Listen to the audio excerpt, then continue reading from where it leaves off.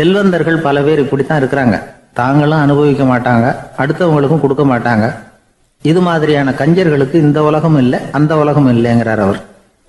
இந்த கதையில கடவுள் கடன் வசூலுக்கு வந்தது மாதிரி நம்ம ஊர் ஆள் ஒருத்தன் இன்னொருத்தர்கிட்ட 10 பைசா கடன் கொடுத்துட்டான். திருப்பி வாங்கறதுக்கு நடையா நடக்கிறான். கடைசியா கேட்டான், நீ எப்பதான் கடனை திருப்பி தரப்போற, அதை முடிவா சொல்லுன்னா.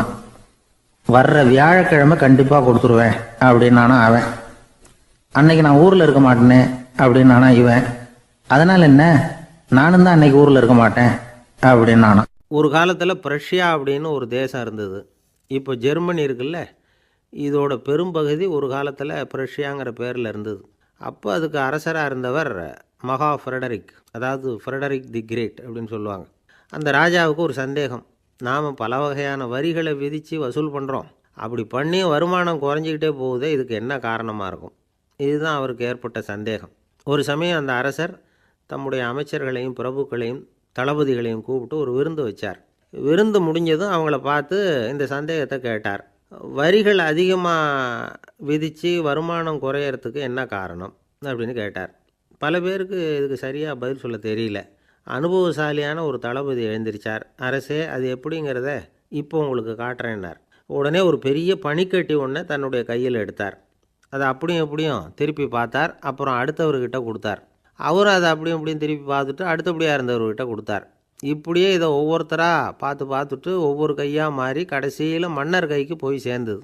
மன்னர் கைக்கு அந்த பனிக்கட்டி போய் சேர்ந்தப்போ அது கொஞ்சம் கொஞ்சமாக உருகி ஒரு பட்டாணி கடலை சைஸுக்கு ஆகிட்டுது. மன்னர் யோசனை பண்ணார், வரி அதிகமாக போட்டாலும் வந்து சேர்றது குறைவாக இருக்கிறதுக்கு என்ன காரணம் அப்படிங்கிறது அவருக்கு புரிஞ்சு போச்சு. காலம்தான் மாறிட்டு இருக்கே தவிர இந்த கையூட்டு வாங்குகிற பழக்கம் மாறினதாக தெரியல. இன்னொரு ராஜா இருந்தார். அவர் தன்னுடைய ராஜாங்கத்தில் லஞ்ச ஊழலே சுத்தமாக இருக்கக்கூடாது அப்படின்னு நினச்சார். அவர்கிட்ட பல்வேறு துறைகளுக்கும் பொறுப்பாக இருந்த பல பேரும் ரொம்ப சுத்தமாகவும் நேர்மையாகவும் இருந்தாங்க. ஒரே ஒருத்தர் மட்டும் எல்லார்கிட்டையும் லஞ்சம் வாங்கிட்டே இருந்தார். அவரை வேறு வேறு துறைகளுக்கு மாற்றி பார்த்தாரு. அந்த ராஜா என்னென்னமோ பண்ணி பார்க்குறாரு. எந்த வேலையை கொடுத்தாலும் அதுலேயும் லஞ்சம் வாங்கிறதுக்கு ஒரு வழியை உண்டு பண்ணிக்குவார் அந்த ஆள்.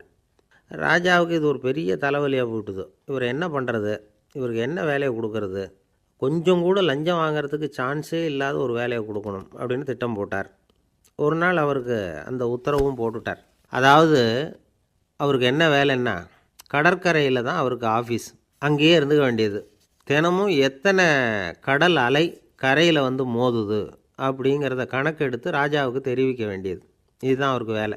பேசாமல் அலையை எண்ணிட்டு உட்காந்துருக்கிட்டோம், அப்போவாவது அவர் லஞ்சம் வாங்குகிற சந்தர்ப்பம் இல்லாமல் போயிடும் அவருக்கு அப்படின்னு நினச்சார் ராஜா.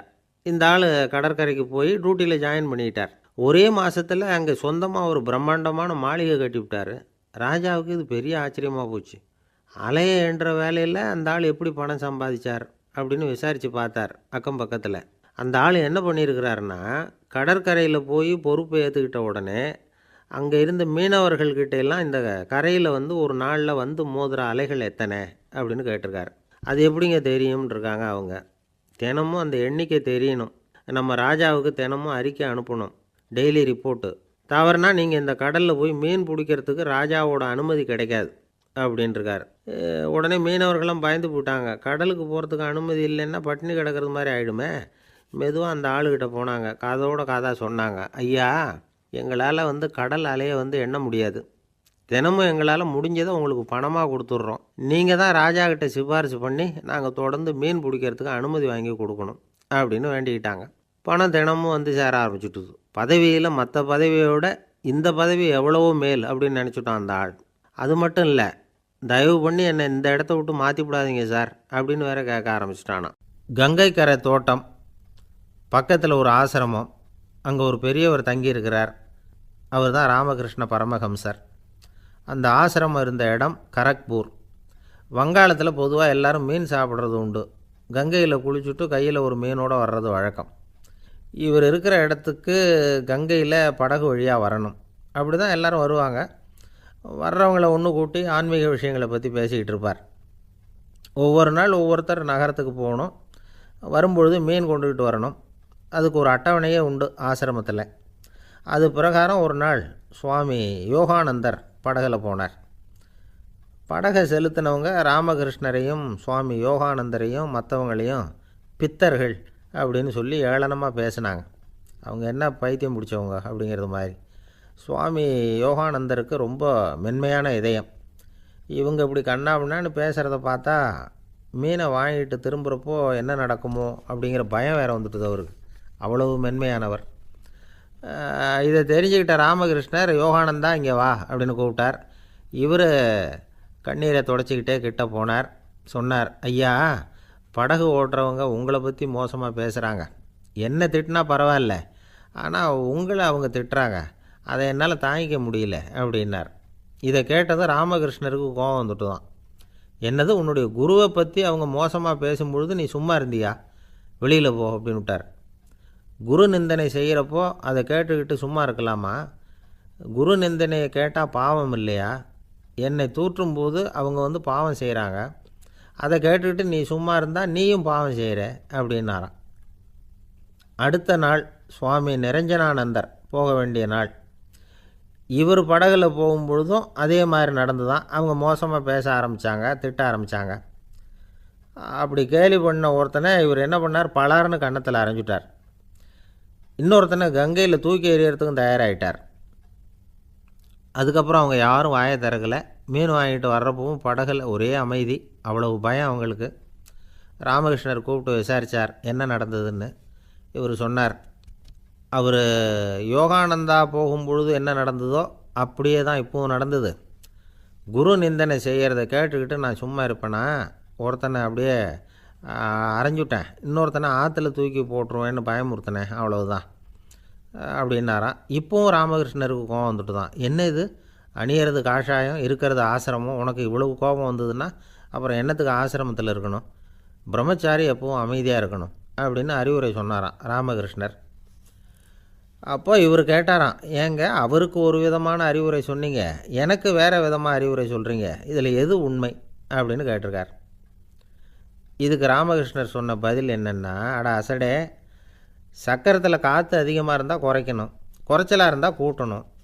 அவன் சாது, அவனுக்கு அதிக உணர்ச்சி தேவை, உனக்கு படபடப்பு அதிகம், உனக்கு பொறுமை தேவை அப்படின்னாராம். இதில் உள்ள கருத்து என்னென்னா, கல்விங்கிறது எப்படின்னா அதை சூழ்நிலைக்கு தகுந்த மாதிரி கற்பிக்கணும். எல்லாருக்கும் ஒரே மாதிரி கற்பிக்கக்கூடாது. கேட்குறவர் தகுதி, புரிஞ்சுக்கிற திறமை, இதை பொறுத்து கல்வி அமையணும். ஆரம்ப காலத்தில் ஒரு குரு, அப்போ ஒரு சீடன் இருந்தான். அது வேடிக்கையான குரு, வேடிக்கையான சீடன். ஒரு ஆசிரமம். ஒரு நாள் ஒருத்தன் அவசரமாக அந்த குருவை தேடி வந்திருக்கிறான். என்ன விஷயம்னு விசாரித்தார் குரு. உங்கள் சீடர் என்னை அடிச்சுட்டார் அப்படின்னு புகார் பண்ணானான் அந்த ஆள். குரு சீடனை கூப்பிட்டார். அடிச்சியா இந்த ஆளை அப்படின்னு கேட்டாரான். ஆமான் இருக்கான் சீடன். ஏன் அடித்தே அப்படின்னு கேட்டாரான். இந்த ஆள் உங்களை பற்றி மட்டமாக பேசிவிட்டான், என்னால் அதை தாங்கிக்க முடியல, அதனால தான் அடிச்சுட்டேன்ருக்கான். அப்படி என்ன பேசினான் அப்படின்னு கேட்டாரான். உன்னுடைய குருநாதர் இப்போல்லாம் அர்த்தமில்லாமல் பேச ஆரம்பிச்சுட்டார் அப்படின்னு சொல்லிவிட்டான், அதனால தான் அடிச்சுட்டேன் அப்படின்னானான். அதுக்காக அடித்தே அப்படின்னாரான். நான் அதுக்காக அடிக்கலை குருவே, இப்போல்லாம் நீங்கள் அர்த்தம் இல்லாமல் பேசுகிறதாக அவன் சொல்கிறான், அப்படின்னா இது வரைக்கும் நீங்கள் அர்த்தத்தோடு பேசினதாகத்தானே அர்த்தம், அது தப்பு தானே, அதனால தான் அடித்தேன் அப்படின்னானான். ஜவஹர்லால் நேரு பிரதமராக இருந்த சமயம் அவர் ஒரு தடவை சென்னைக்கு வந்திருக்கிறார். இங்கே சில முக்கிய நிகழ்ச்சிகளில் கலந்துக்கிறதுக்காக வந்திருந்தார். ஆளுநர் மாளிகையில் ஒரு நாள் ராத்திரி தங்கி மறுநாள் புதுடெல்லி புறப்படுறதாக ஏற்பாடு. நிகழ்ச்சியிலெல்லாம் முடிச்சுக்கிட்டு ஆளுநர் மாளிகையில் தங்கியிருக்கிறார். அன்றைக்கு இரவு படிக்கிறதுக்கு ஒரு முக்கியமான புத்தகம் அவருக்கு தேவைப்பட்டது. அந்த சமயத்தில் உலக அளவில் ஒரு முக்கியமான பொருளாதாரம் சம்பந்தமான ஒரு புத்தகம் வெளியாகி இருக்கிற விஷயம் அவருக்கு தெரியும். அந்த புத்தகம் மெட்ராஸுக்கு வந்திருக்குமா, அது இங்கே கிடைக்குமா அப்படின்னு விசாரிச்சிருக்கிறார் நேருஜி. அவர் இப்படி கேட்ட உடனே அங்கே இருந்தவங்கள்லாம் ரொம்ப பரபரப்பாக செயல்பட ஆரம்பிச்சுட்டாங்க. முக்கியமான இடங்கள்ல எல்லாம் விசாரிச்சிருக்கிறாங்க அந்த புத்தகம் உங்கள்கிட்ட இருக்கான்னு. சென்னையில் உள்ள கன்னிமாரா நூல் நிலையத்துக்கு எப்படியும் அந்த புத்தகம் வந்திருக்கணும் அப்படின்னு ஒரு நம்பிக்கை. அங்கே விசாரித்தாங்க. அந்த புத்தகம் 2 நாளைக்கு முன்னாடி தான் அங்கே வந்திருக்குது அப்படிங்கிற விஷயம் தெரிஞ்சுது. உடனே எல்லோரும் அங்கே ஓடினாங்க. அவங்களுக்கு இன்னொரு சந்தேகம், புத்தகம் வந்திருக்கு சரி, அது இந்த சமயத்தில் வேறு யாரும் படிக்கிறதுக்கு எடுத்துகிட்டு போயிருக்கக்கூடாதே அப்படிங்கிற சந்தேகம் இருந்தாலும் மனசுக்குள்ளே ஒரு தைரியம். இப்படி ஒரு புத்தகம் வெளிவந்திருக்கிற விஷயமே நேருஜி சொல்லி தான் நமக்கே தெரியும். அதுவும் இல்லாமல் உலக பொருளாதாரம் சம்பந்தமான ஏதோ ஒரு புத்தகம் அது. அதை போய் இந்த நேரத்தில் அவ்வளவு ஆர்வமாக யார் எடுத்துகிட்டு போயிட போகிறாங்க அப்படிங்கிற தைரியம். இந்த தைரியத்தோடு அந்த நூல் நிலையத்துக்கு ஓடினாங்க. புத்தகத்தை தேடினா அது கிடைக்கல. யாரோ எடுத்துகிட்டு போயிருக்கிறாங்க. நேருவுக்கு மட்டுமே தெரிஞ்சிருந்த அந்த புத்தகம் பற்றின விஷயம் சென்னையில் வேற ஒருத்தருக்கும் தெரிஞ்சிருக்குது. உடனே எல்லாரும் பரபரப்பாக அந்த அதுக்குன்னு இருக்கிற ரிஜிஸ்டர் இருக்குல்ல, பதிவேடு, அதை புரட்டி பார்க்குறாங்க யார் எடுத்துகிட்டு போகிறாங்கன்னு தெரிஞ்சுக்கிறதுக்காக. எடுத்துகிட்டு போனவங்க அதில் கையெழுத்து போட்டிருப்பாங்கல்ல, அதை பார்த்து யாருன்னு தெரிஞ்சுக்கலாம் அப்படிங்கிறதுக்காக தான் அதை புரட்டுறாங்க. அதோ அந்த புத்தகத்தோட பேர் பக்கத்தில் அதை எடுத்துக்கிட்டு போனவங்க கையெழுத்து உத்து பார்க்குறாங்க எல்லாரும். அதில் போட்டிருக்குது பேர் CN அண்ணாதுரை அப்படின்னு எழுதியிருந்தது. அவர் தான் பேரறிஞர் அண்ணா. நேரு படிக்க விரும்பின ஒரு புத்தகத்தை அதே நேரம் படிக்க விரும்பின இன்னொரு தலைவர் இவர். படிக்கிறதுல அவருக்கு இருந்த ஆர்வத்தை நாம் தெரிஞ்சுக்கணும்னா அதுக்கு எவ்வளவோ சம்பவங்கள் இருக்குது. கடைசி காலத்தில் அவர் அடையாறு மருத்துவமனையில் படுத்திருக்கிறார். அவருக்கு ஒரு முக்கியமான அறுவை சிகிச்சை செய்ய வேண்டியிருக்குது அவசரமாக. அமெரிக்காவிலேருந்து டாக்டர் மில்லர் வந்திருக்கிறார். அவர்கிட்ட கேட்குறார், டாக்டர் நாளைக்கே அறுவை சிகிச்சை செய்ய போகிறீங்களா அப்படின்னு. ஆமாங்கிறார் டாக்டர் மில்லர். நாளைக்கு மறுநாள் செஞ்சுக்கிறேனே அப்படின்னாரான் அண்ணா. ஏன் ஏதாவது நாள் பார்க்குறீங்களான்னு கேட்டிருக்கார். இல்லை, ஒரு புத்தகத்தை படிச்சுக்கிட்டு இருக்கிறேன், அதை நாளைக்குள்ளே முடிச்சிருவேன், அதுக்கப்புறம் நான் இறந்தாலும் கவலை இல்லை அப்படின்னாரான் இவர். அவர் தான் அறிஞர் அண்ணா. சங்ககால நூல்கள்லேருந்து சமீபத்தில் வந்த நூல்கள் வரைக்கும் எல்லாம் அவர் படிச்சிருக்கிறார். ஒரு திருமண விழாவில் அவர் பேசும்பொழுது சொன்ன விஷயம் இது. சங்க காலத்தில் காதலியை மணக்க விரும்புகிறவனுக்கு அவனுடைய தந்தை வீர சோதனைகள்லாம் வைப்பார். போய் புலிப்பல் கொண்டுக்கிட்டு வா, அப்போ தான் என் பொண்ணை கொடுப்பேன் அப்படின்னு சொல்லுவார். காதலன் உடனே காட்டுக்கு போவான், ஒரு புலியை கொன்று அதனுடைய பல்லை கொண்டுக்கிட்டு வருவான். அதை வீர பதக்கத்தில் பதிச்சு அவனுக்கு மாமனார் சூட்டுவார் கல்யாண சமயத்தில். இப்போலாம் காதலன் கிட்ட அப்படி சொல்ல முடியாது.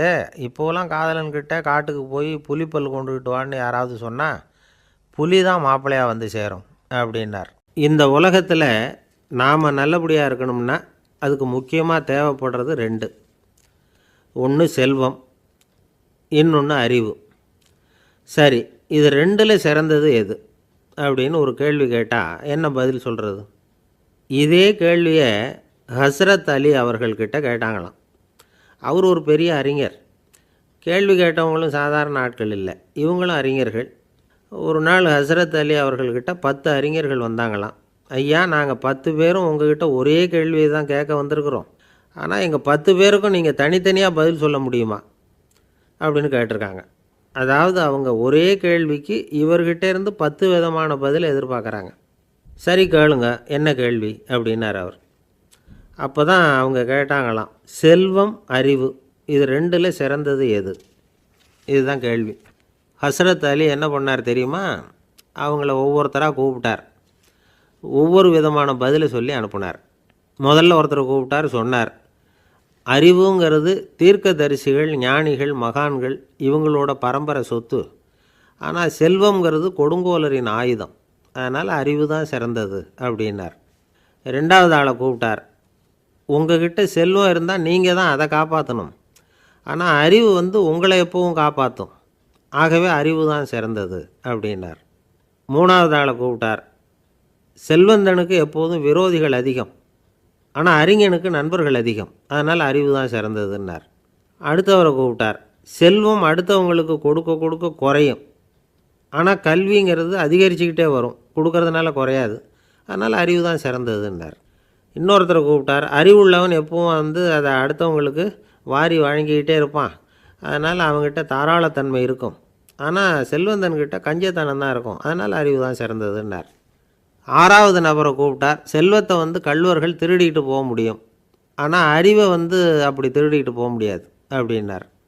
7வது நபரை கூப்பிட்டார், செல்வம் கால ஓட்டத்தில் அழிஞ்சிரும், ஆனால் அறிவை கால ஓட்டம் ஒன்றும் பண்ண முடியாது, ஆகவே அறிவே சிறந்ததுன்னார். 8வது ஆளை கூப்பிட்டு சொன்னார், செல்வத்துக்கு எப்பவும் எல்லை உண்டு, நிறை உண்டு, அளவு உண்டு, கணக்கு உண்டு, ஆனால் அறிவுக்கு அப்படிப்பட்ட எல்லை எதுவும் கிடையாது, அதனால் அதுதான் சிறந்ததுன்னார். அடுத்தவனை கூப்பிட்டார், செல்வம் உள்ளத்தில் உள்ள ஒளியை போக்கிவிடும், இருட்டை உண்டாக்கிவிடும், விரிந்த மனப்பான்மையை குறுகலாக்கிவிடும், ஆனால் அறிவு அப்படி இல்லை, இருண்ட உள்ளத்தில் ஒளியை பாய்ச்சி அதை விசாலப்படுத்துது, அதுதான் சிறந்ததுன்னார். கடைசியாக 10வது நபரை கூப்பிட்டார். செல்வம் வந்து மனசில் செருக்கை உண்டாக்குது, ஆணவத்தை ஏற்படுத்துது, அதனால் நானே கடவுள்னு நினைக்கிற அளவுக்கு மனுஷனை வந்து தாழ்த்தி விடுது. ஆனால் அறிவு வந்து பணிவையும் பண்பாட்டையும் வளர்க்குது, அதனால் அறிவு தான் சிறந்ததுன்னார். ஆக இப்படி 10 பேருக்கும் 10 விதமாக பதில் சொன்னது மூலமாக ஹஸ்ரத் அலி அவர்கள் அறிவு தான் செல்வத்தை விட சிறந்தது அப்படிங்கிறதுக்கு 10 காரணங்களை சுட்டி காட்டியிருக்கார். அந்த அறிஞர் 10 பேர் கேட்ட ஒரே கேள்விக்கு 10 பதில் சொன்னார். நமக்கு வேண்டிய ஒருத்தர் 10 பேர் கேட்ட கேள்விக்கு ஒரே பதில் சொல்லி சமாளித்தார். கேள்வி என்ன தெரியுமா? என்கிட்ட வாங்கின கடனை எப்போயா திருப்பி கொடுக்க போகிற? இதுதான் அந்த 10 பேரும் கேட்ட ஒரே கேள்வி. இந்த மாதம் 26ஆம் தேதி தந்துடுறேன் அப்படிங்கிற ஒரே பதில் சொல்லி அவ்வளவு பேரையும் இவர் அனுப்பி வச்சுட்டாராம். எல்லாரும் போனதுக்கப்புறம் இவரை தனியாக கூப்பிட்டு கேட்டிருக்கிறாங்க, அது என்ன சார் கணக்கு 26ஆம் தேதி, அன்னைக்கு என்ன அதிசயம் நடக்க போகுது அப்படின்னு கேட்டிருக்காங்க. அதிசயம் அன்னைக்கு இல்லை, அதுக்கு முத நாளே நடக்க போகுதுன்னாராம். விவரமாக சொல்லுங்கன்னு இருக்காங்க. வேறு ஒன்றும் இல்லைங்க, 26ஆம் தேதி தானே எல்லாரையும் வர சொல்லியிருக்கிறேன், அதுக்கு முத நாளே நான் புறப்பட்டு தலைமறைவாயிட போகிறேன் அப்படின்னாராம். ரொம்ப பெருமையாக. ஒரு இலக்கிய கூட்டம் ஏற்பாடு பண்ணியிருக்கிறோம், நீங்கள் அவசியம் வந்து அதில் பேசணும் அப்படின்னு கேட்டுக்கிட்டார் ஒருத்தர். வேணாங்க, 4 பேருக்கு முன்னாடி வந்து நிற்கிறதுனா எனக்கு ரொம்ப கூச்சமாக இருக்கும் அப்படின்னாரு இவர். ஏன் சார் இன்னமும் குழந்த மாதிரி கூச்சப்படுறீங்களே அப்படின்னார் அவர். அவரை ஒரு மாதிரியாக சமாளித்து அனுப்பி வச்சுட்டு அதுக்கப்புறம் அதை பற்றி இவர் யோசித்து பார்த்துருக்கார். சில நிபுணர்கள் எழுதியிருக்கிறத படித்தும் பார்த்துருக்கிறார். மனோதத்துவ நிபுணர்கள் என்ன சொல்கிறாங்க தெரியுமா? 10லேருந்து 20% குழந்தைகள் பிறக்கிறப்பவே கூச்ச சுபாவம் கொண்டதாக தான் இருக்குதான். ஒரு தாத்தா தன்னோட பேர பிள்ளைய ஆசையாக கூப்பிடுறார் விளையாட்டு காட்ட, அதை அழுதுகிட்டு ஓடி போகுது. ஒரு அம்மா தன்னோட பிள்ளைய பள்ளிக்கூடத்தில் சேர்க்கறதுக்காக கூப்பிட்டுக்கிட்டு போகிறாங்க. அந்த புள்ள அம்மாவோட முந்தானையில் ஒளிஞ்சிக்கிட்டு வெளில வரமாட்டேங்குது. இவங்களெல்லாம் எப்படி சமாளிக்கிறது? குழந்தைகளோட கூச்ச சுபாவத்தை போக்குறது எப்படி? இதுக்கு நிபுணர்கள் சில யோசனைகளை சொல்லியிருக்கிறாங்க. மற்றவங்களுக்கு முன்னாடி என் பையனுக்கு கூச்சம் ரொம்ப அதிகம் சார், மற்றவங்க பார்த்தா ரொம்ப வெக்கப்படுறான், இப்படி சொல்கிற அப்பாக்கள் உண்டு. என் பையன் புது மனுஷாலை பார்த்தா அட்டையாக ஒட்டிக்குவான் சார் அப்படின்னு சொல்கிற அப்பாக்களும் உண்டு. இப்படிலாம் குழந்தைகளுக்கு வந்து முத்திரை குத்துறது ரொம்ப தப்பான். புதுசாக யாராவது வீட்டுக்கு வந்தால் குழந்தை தானாக தன்னோட கூச்சத்தையும் பயத்தையும் போக்கிக்கிட்டு சகஜமாக மாறி வர்றதுக்கு வாய்ப்பு கொடுக்கணுமா.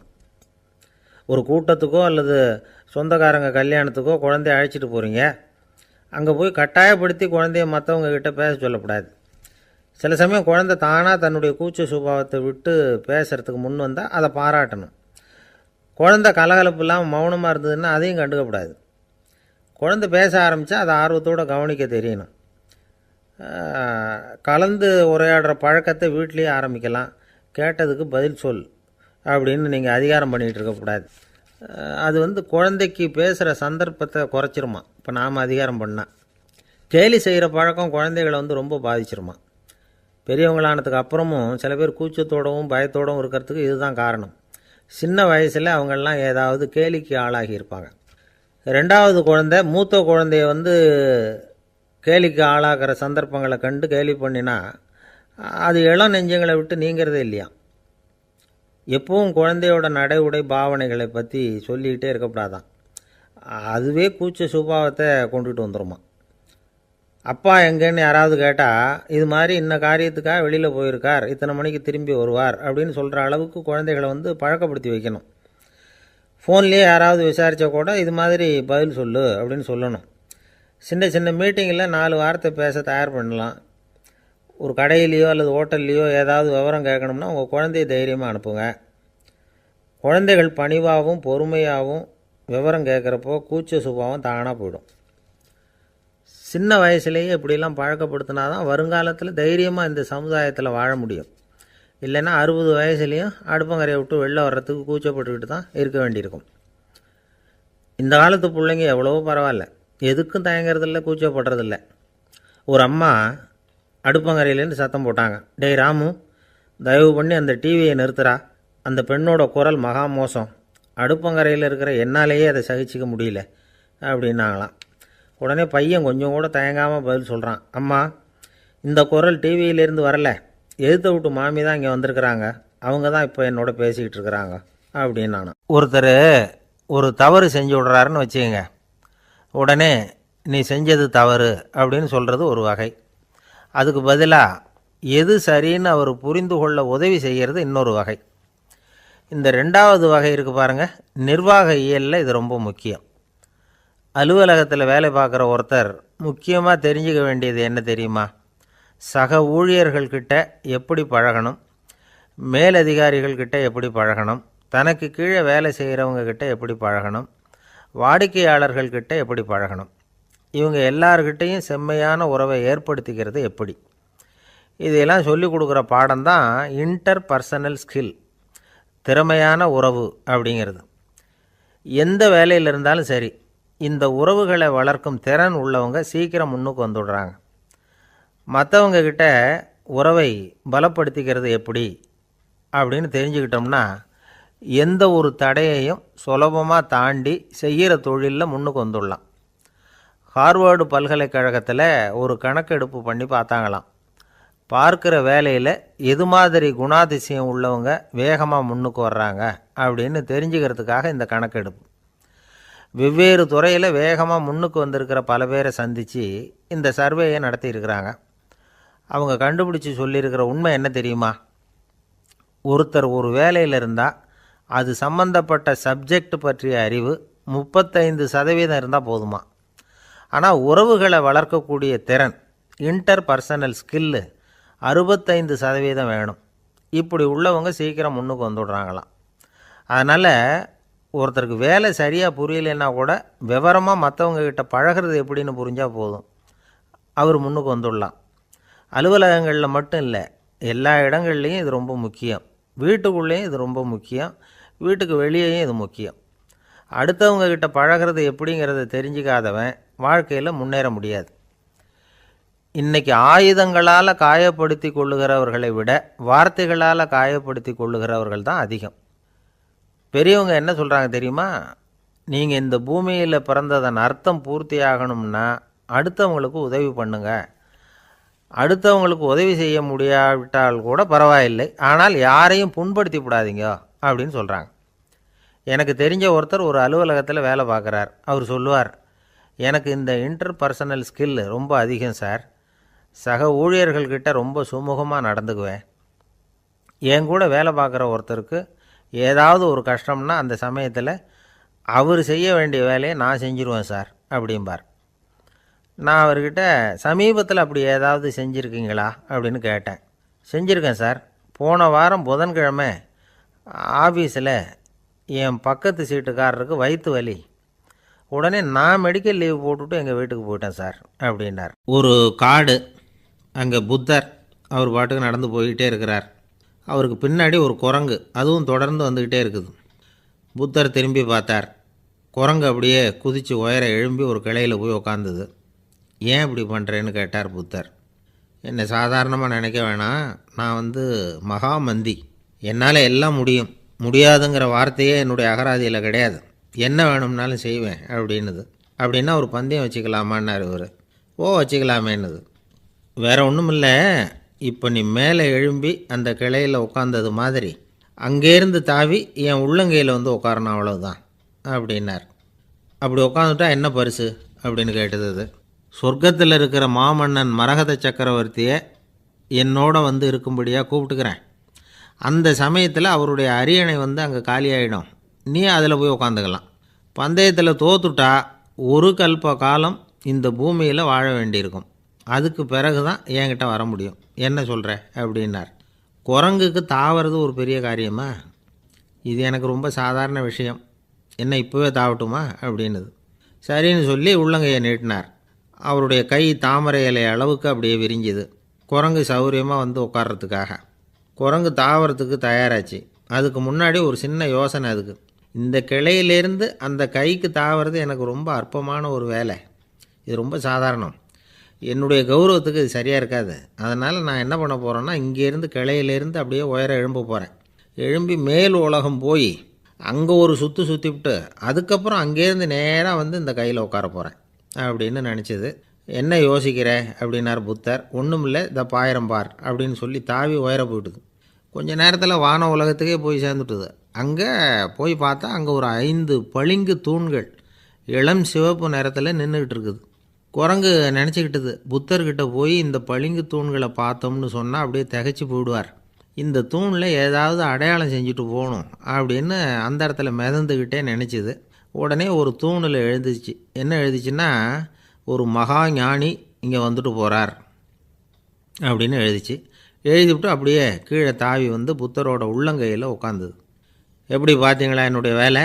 வான உலகத்துக்கே போய் அங்கே இருக்கிற 5 பளிங்கு தூண்களை பார்த்துட்டு அதில் நான் வந்த விவரத்தை எழுதி வச்சுட்டு அதுக்கப்புறம் இங்கே வந்திருக்கிறேன் அப்படின்னுது ரொம்ப பெருமையாக. அப்படியா அப்படின்னார் புத்தர். ஆமாம், சந்தேகமாக இருந்தால் வாங்க அழைச்சிட்டு போய் காட்டுறேன் அப்படின்னுது அந்த குரங்கு. அதுக்கு தேவையில்லை, அப்படியே கொஞ்சம் கீழே குனிஞ்சு பார்த்து தெரியும் அப்படின்னார் புத்தர். அங்கே பார்த்தா புத்தரோட உள்ளங்கை தெரிஞ்சுது. நல்லா உத்து பார்த்துது. அவரோட ஒரு விரலில் அது எழுதிய வாசகம் தெரிஞ்சுது. குரங்கு யோசனை பண்ணிச்சு, அப்படின்னா வானத்தில் நான் பார்த்தது புத்தரோட விரல்களா அப்படின்னு யோசிச்சுது. இதை புரிஞ்சுக்கிட்ட உடனே அந்த குரங்கோட கர்வம் அழிஞ்சு போச்சான். நம்ம மனசு தான் இந்த குரங்கு. மனம்ங்கிறதும் ஆணவங்கிறதும் ஒரு நாணயத்தின் 2 பக்கங்கள். மனம் உள்ளவரை ஆணவமும் இருக்கும். மனம் அழிஞ்சாதான் ஆணவம் அழியும். மனம் அழிய வேண்டும் அப்படின்னு பெரியவங்க சொல்கிறது இந்த அர்த்தத்தில் தான். நம்ம ஆளுங்க சவால் விடுறதெல்லாம் வேறு மாதிரி. ஒருத்தன் ஒரு வாய்க்காலை தாண்டுறேன்னு பந்தயம் கட்டி தாண்ட முடியாமல் வாய்க்காலில் விழுந்து காலை உடச்சிக்கிட்டு கட்டு போட்டுக்கிட்டு வந்தான். ஏன்டா அப்படின்னு கேட்டாங்க. நான் பந்தயம் கட்டின நேரம் சரியில்லை அப்படின்னா. எப்படிறான்னு கேட்டிருக்காங்க. வாய்க்காலில் தண்ணி இருக்கிற நேரமாக பார்த்து பந்தயம் கட்டியிருக்கணும் அப்படின்னானா. ஒருத்தர் சிகரெட்டும் கையுமா வந்தார். சார், இந்த புகைப்பிடிக்கிற பழக்கத்தை நிறுத்தி போடணும்னு தான் பார்க்குறேன், முடியலேன்னார். புகைப்பிடிக்கிறத நிறுத்துறது ரொம்ப சுலபம் சார் அப்படின்னார் இன்னொருத்தர். எப்படி சொல்கிறீங்கன்னு கேட்டார் அவர். நான் கூட ஏற்கனவே 10 தடவை அந்த பழக்கத்தை நிறுத்தி இருக்கிறேன் சார் அப்படின்னார் இவர். இதிலேருந்து என்ன தெரியுது? புகைப்பழக்கத்தை திடீர்னு விட்டு விடுறதுங்கிறது ரொம்ப கஷ்டம்னு தெரியுது. இருந்தாலும் இது சம்பந்தமான ஆராய்ச்சி, அனுபவம், இது ரெண்டையும் அடிப்படையாக வச்சு சில வழிமுறைகளை சொல்கிறாங்க. அதாவது புகைப்பிடிக்கிறத நிறுத்துறதுக்கு 10 வழிகள் உண்டு அப்படின்னு சொல்கிறாங்க. அது என்னங்கிறது தெரிஞ்சுக்கிட்டா உபயோகப்படுதான்னு பார்க்கலாமே. முதல் கருத்து என்னன்னா, கொஞ்ச நாளைக்கு புகைப்பிடிக்கிற நண்பர்களை விட்டு விலகி இருக்கணும். இதனால் புகைப்பிடிக்கிற ஆசை குறையும். அந்த பழக்கத்தை மறுபடியும் ஆரம்பிக்கக்கூடாதுங்கிற எண்ணம் உறுதிப்படும். 2வது கருத்து, புகைப்பிடிக்கிறதை எதிர்த்து தீவிரமாக பிரச்சாரம் செய்ய ஆரம்பிச்சிடணும். அது அடுத்தவங்களுக்கும் உபயோகப்படும், உங்களுக்கும் உபயோகப்படும். உங்கள் உள்ளுணர்வை அது தூண்டும், உங்களை உறுதி கொள்ள வைக்கும். 3வது கருத்து என்னென்னா, தினமும் 2 தடவை குளிக்கணும். எப்படி தெரியுமா? முதல்ல வெது வெதுப்பான தண்ணீர், அப்புறம் குளிர்ந்த தண்ணீர், இப்படி மாறி மாறி குளிக்கணுமா. 4வது கருத்து, உடற்பயிற்சிகள் செய்யணும். மூச்சு வாங்குற மாதிரியான பயிற்சிகள் ரொம்ப நல்லதான். பிராணாயாமம் அப்படிங்கிற மூச்சு பயிற்சி ரொம்ப நல்லதுங்கிறாங்க. அப்புறம் 5வது கருத்து, சாப்பாடு மிதமாக இருக்கணும், சீராக இருக்கணும். பச்சை காய்கறிகள், பழங்கள் சாப்பாட்டில் சேர்த்துக்கலாம். அடிக்கடி கொஞ்சம் கொஞ்சமாக சாப்பிட்டு ரத்தத்தில் சர்க்கரையின் அளவை பராமரிக்கணும். இது நரம்புகளை அமைதிப்படுத்தும். 6வது கருத்து என்னென்னா, ரொம்ப நேரம் பசியோடு இருக்கக்கூடாது. புகைப்பிடிக்கிறத நிறுத்த முயற்சி செய்யும் பொழுது எடை குறைப்பு நடவடிக்கைகளை மேற்கொள்ளக்கூடாது. 7வது கருத்து, காப்பி, தேநீர், மதுபானம், அப்புறம் போதைப் பொருள்கள் கலந்த உணவுகள் இதெல்லாம் வேணாம். புகைப்பிடிக்கிறத அதெல்லாம் ஊக்கப்படுத்தும். கடுகு, மிளகு, அப்புறம் காரமான பொருள்களை தவிர்க்கணும். உப்பு அளவை குறைக்கணும். தினமும் 10 குவளை தண்ணீராவது குடிக்கணும். வெறும் தண்ணி புகைப்பிடிக்கிற ஆவலை தணிக்குதான்.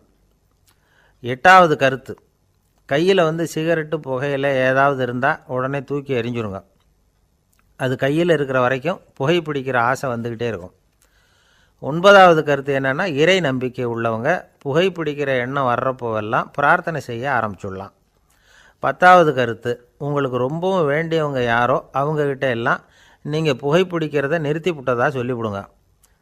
இந்த 10 வழிகளையும் கடைபிடிக்க ஆரம்பிச்சுட்டா புகைப்பிடிக்கும் பழக்கத்தை நிறுத்தி விடலாம் அப்படின்னு சொல்கிறாங்க அனுபவப்பட்டவங்க. முயற்சி பண்ணி பார்க்கலாம். ஒரு முக்கியமான இடத்துல நின்றுக்கிட்டு இருந்தார் ஒருத்தர். அங்கே இன்னொருத்தர், ஏன் சார் இந்த இடத்துல சிகரெட் பிடிக்கலாமா அப்படின்னு அனுமதி கேட்டார். இந்த இடத்துல சிகரெட் பிடிக்கக்கூடாதுங்க அப்படின்னாரு இவர். நீங்கள் இப்படி சொல்கிறீங்க, ஆனால் இந்த இடத்துல கீழே நிறைய சிகரெட் துண்டுகள் கிடக்குதே, அவங்கெல்லாம் யார் அவங்கெல்லாம் உங்கள் மாதிரி என்கிட்ட அனுமதி கேட்காதவங்க அப்படின்னாராம் இவர். என்னுடைய நண்பர் ஒருத்தர் ஆழ்ந்த சிந்தனையில் இருந்தார்.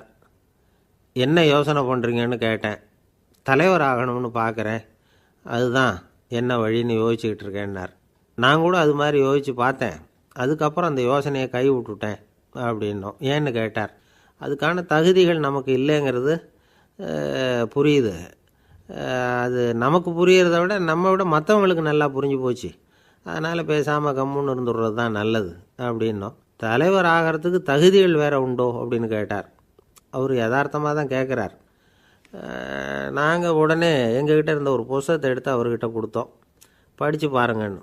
தலைவர் ஆகிறதுக்கு என்ன வழி அப்படிங்கிறத பற்றி அதில் போட்டிருக்கிறாங்க. முதல் வழி என்ன தெரியுமா? ஒரு 4 பேர் முன்னாடி இல்லைன்னா ஒரு கூட்டத்துக்கு முன்னாடி நீங்கள் பேச போகிறீங்க. அப்போ எப்படி ஆரம்பிக்கணும்னா, உண்மையான புகழ்ச்சி, நேர்மையான பாராட்டு, இதோடு ஆரம்பிக்கணும். எடுத்ததுமே அது சரியில்லை இது சரியில்லைன்னு பேசிகிட்டு இருக்கக்கூடாது.